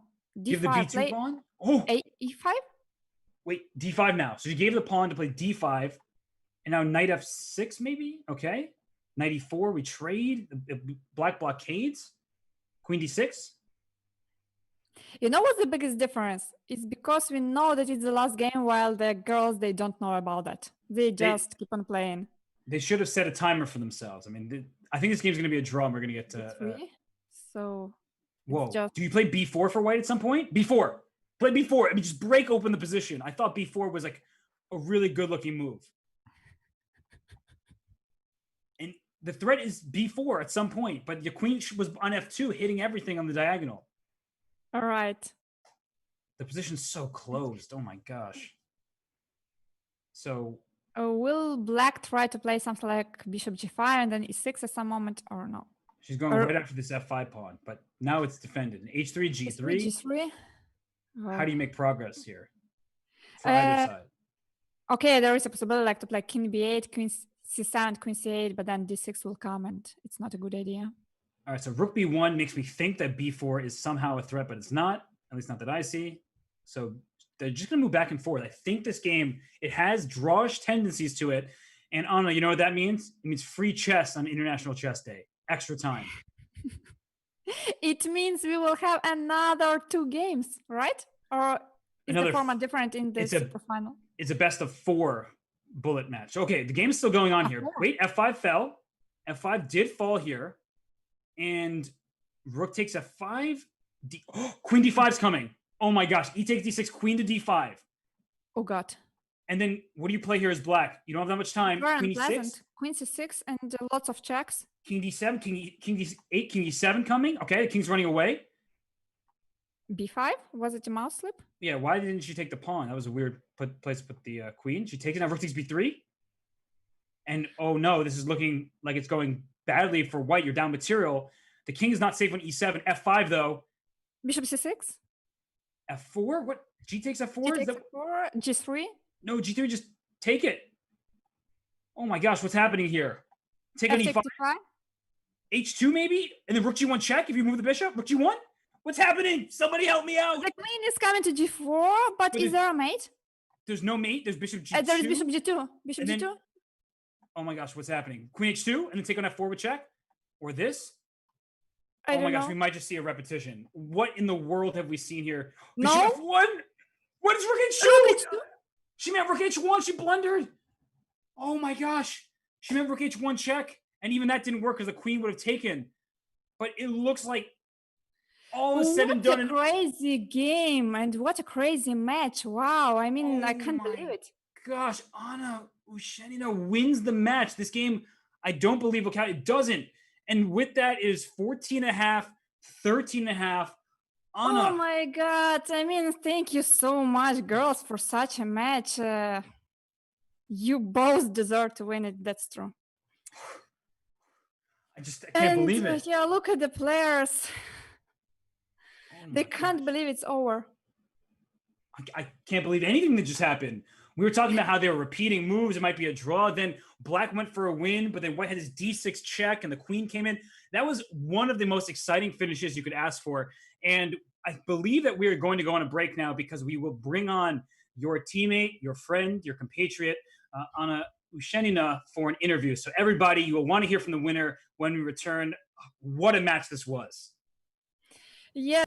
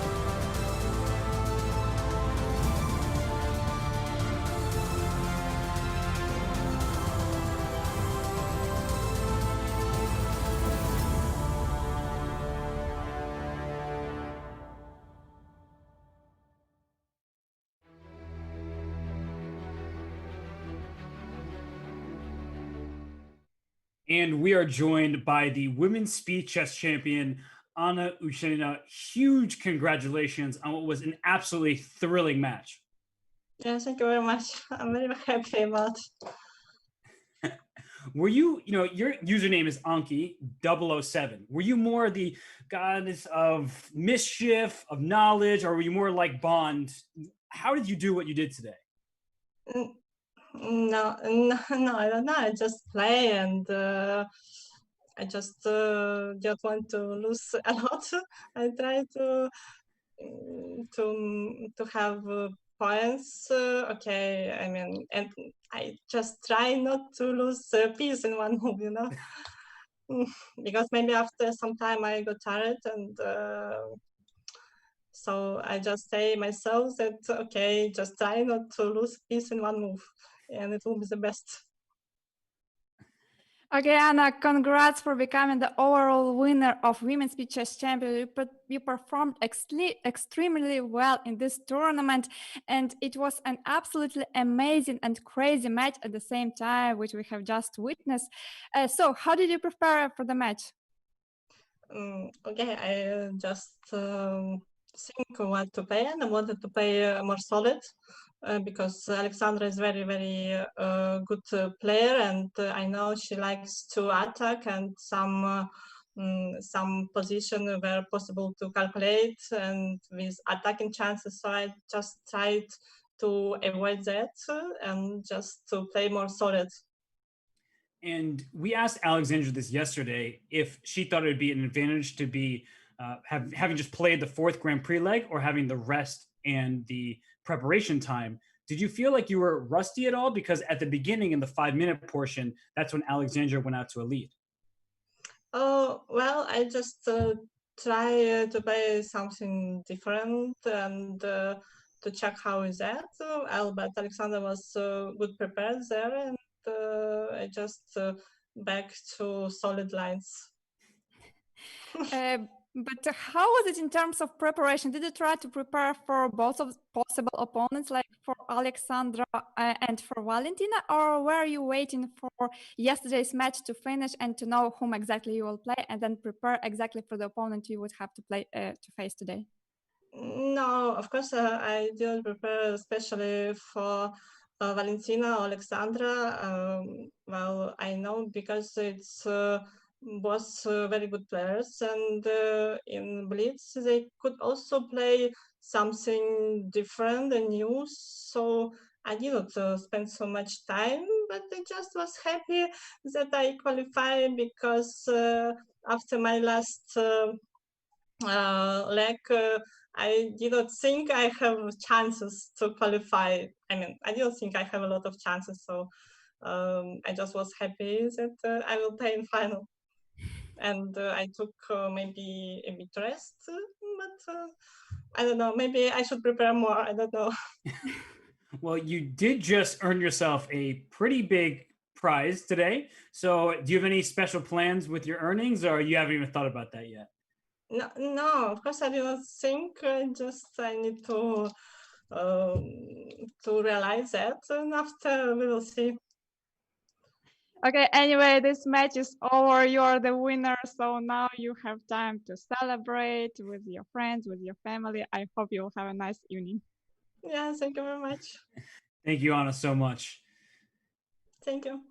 And that is your 2020 FIDE-Chess.com Women's Speed Chess Champion, Anna Ushenina. She played so well throughout the Grand Prix stage and then in the Superfinal, where at the beginning of the match, it looked like Alexandra Kosteniuk was in great form, was out to a lead. And then in the 3 minute, the middle time control, that's when Anna made her mark. And finally, in the bullet, the very last game, her back was against the wall. It looked like Alexandra was on the verge of taking that game, and Anna struck back.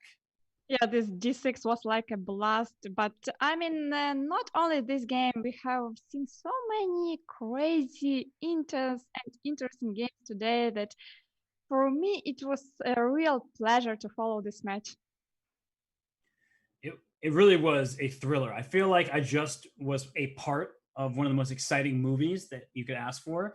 And I'm still jittery. Like, I was getting nervous for the players. I was like screaming moves. Anna, we didn't know what to expect. And I guess what we've learned is to expect the unexpected, right?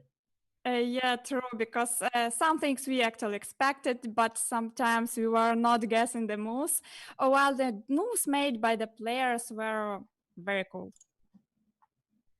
Yeah. Do you have any final thoughts about the Women's Speeches Championship as a whole? You were a player, you've been a commentator, and what are your kind of final thoughts of what the event was like? Yes, my final thought is that, like Anna, I'll also need some time to realize that this tournament is over because, I mean, I am still like in this tournament mode and we just finished to commentate. Anyway, in any case, this is over. So I'd like to thank FIDE and chess.com for hosting this event. I'd also like to thank the viewers, the moderators, all the commentators, the arbiters, and everyone who contributed and who made this event possible, because I believe it was very cool to watch it, and so many interesting games. I believe many of chess lovers really loved it.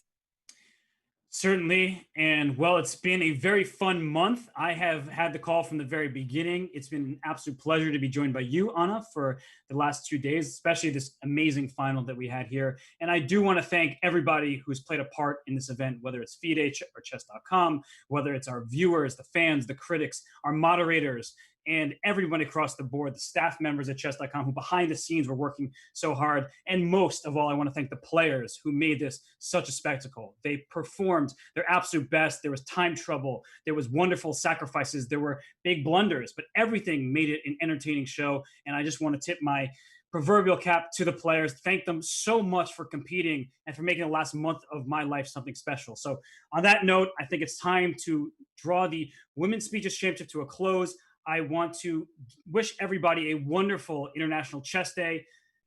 Keep playing chess, keep enjoying. There'll be much more action going online in the next period of time. So please enjoy, keep on learning, and have a really great day. Yes, Robert, I mean, amazing words. And as we say, we don't say goodbye, but we say see you soon. See you, everybody.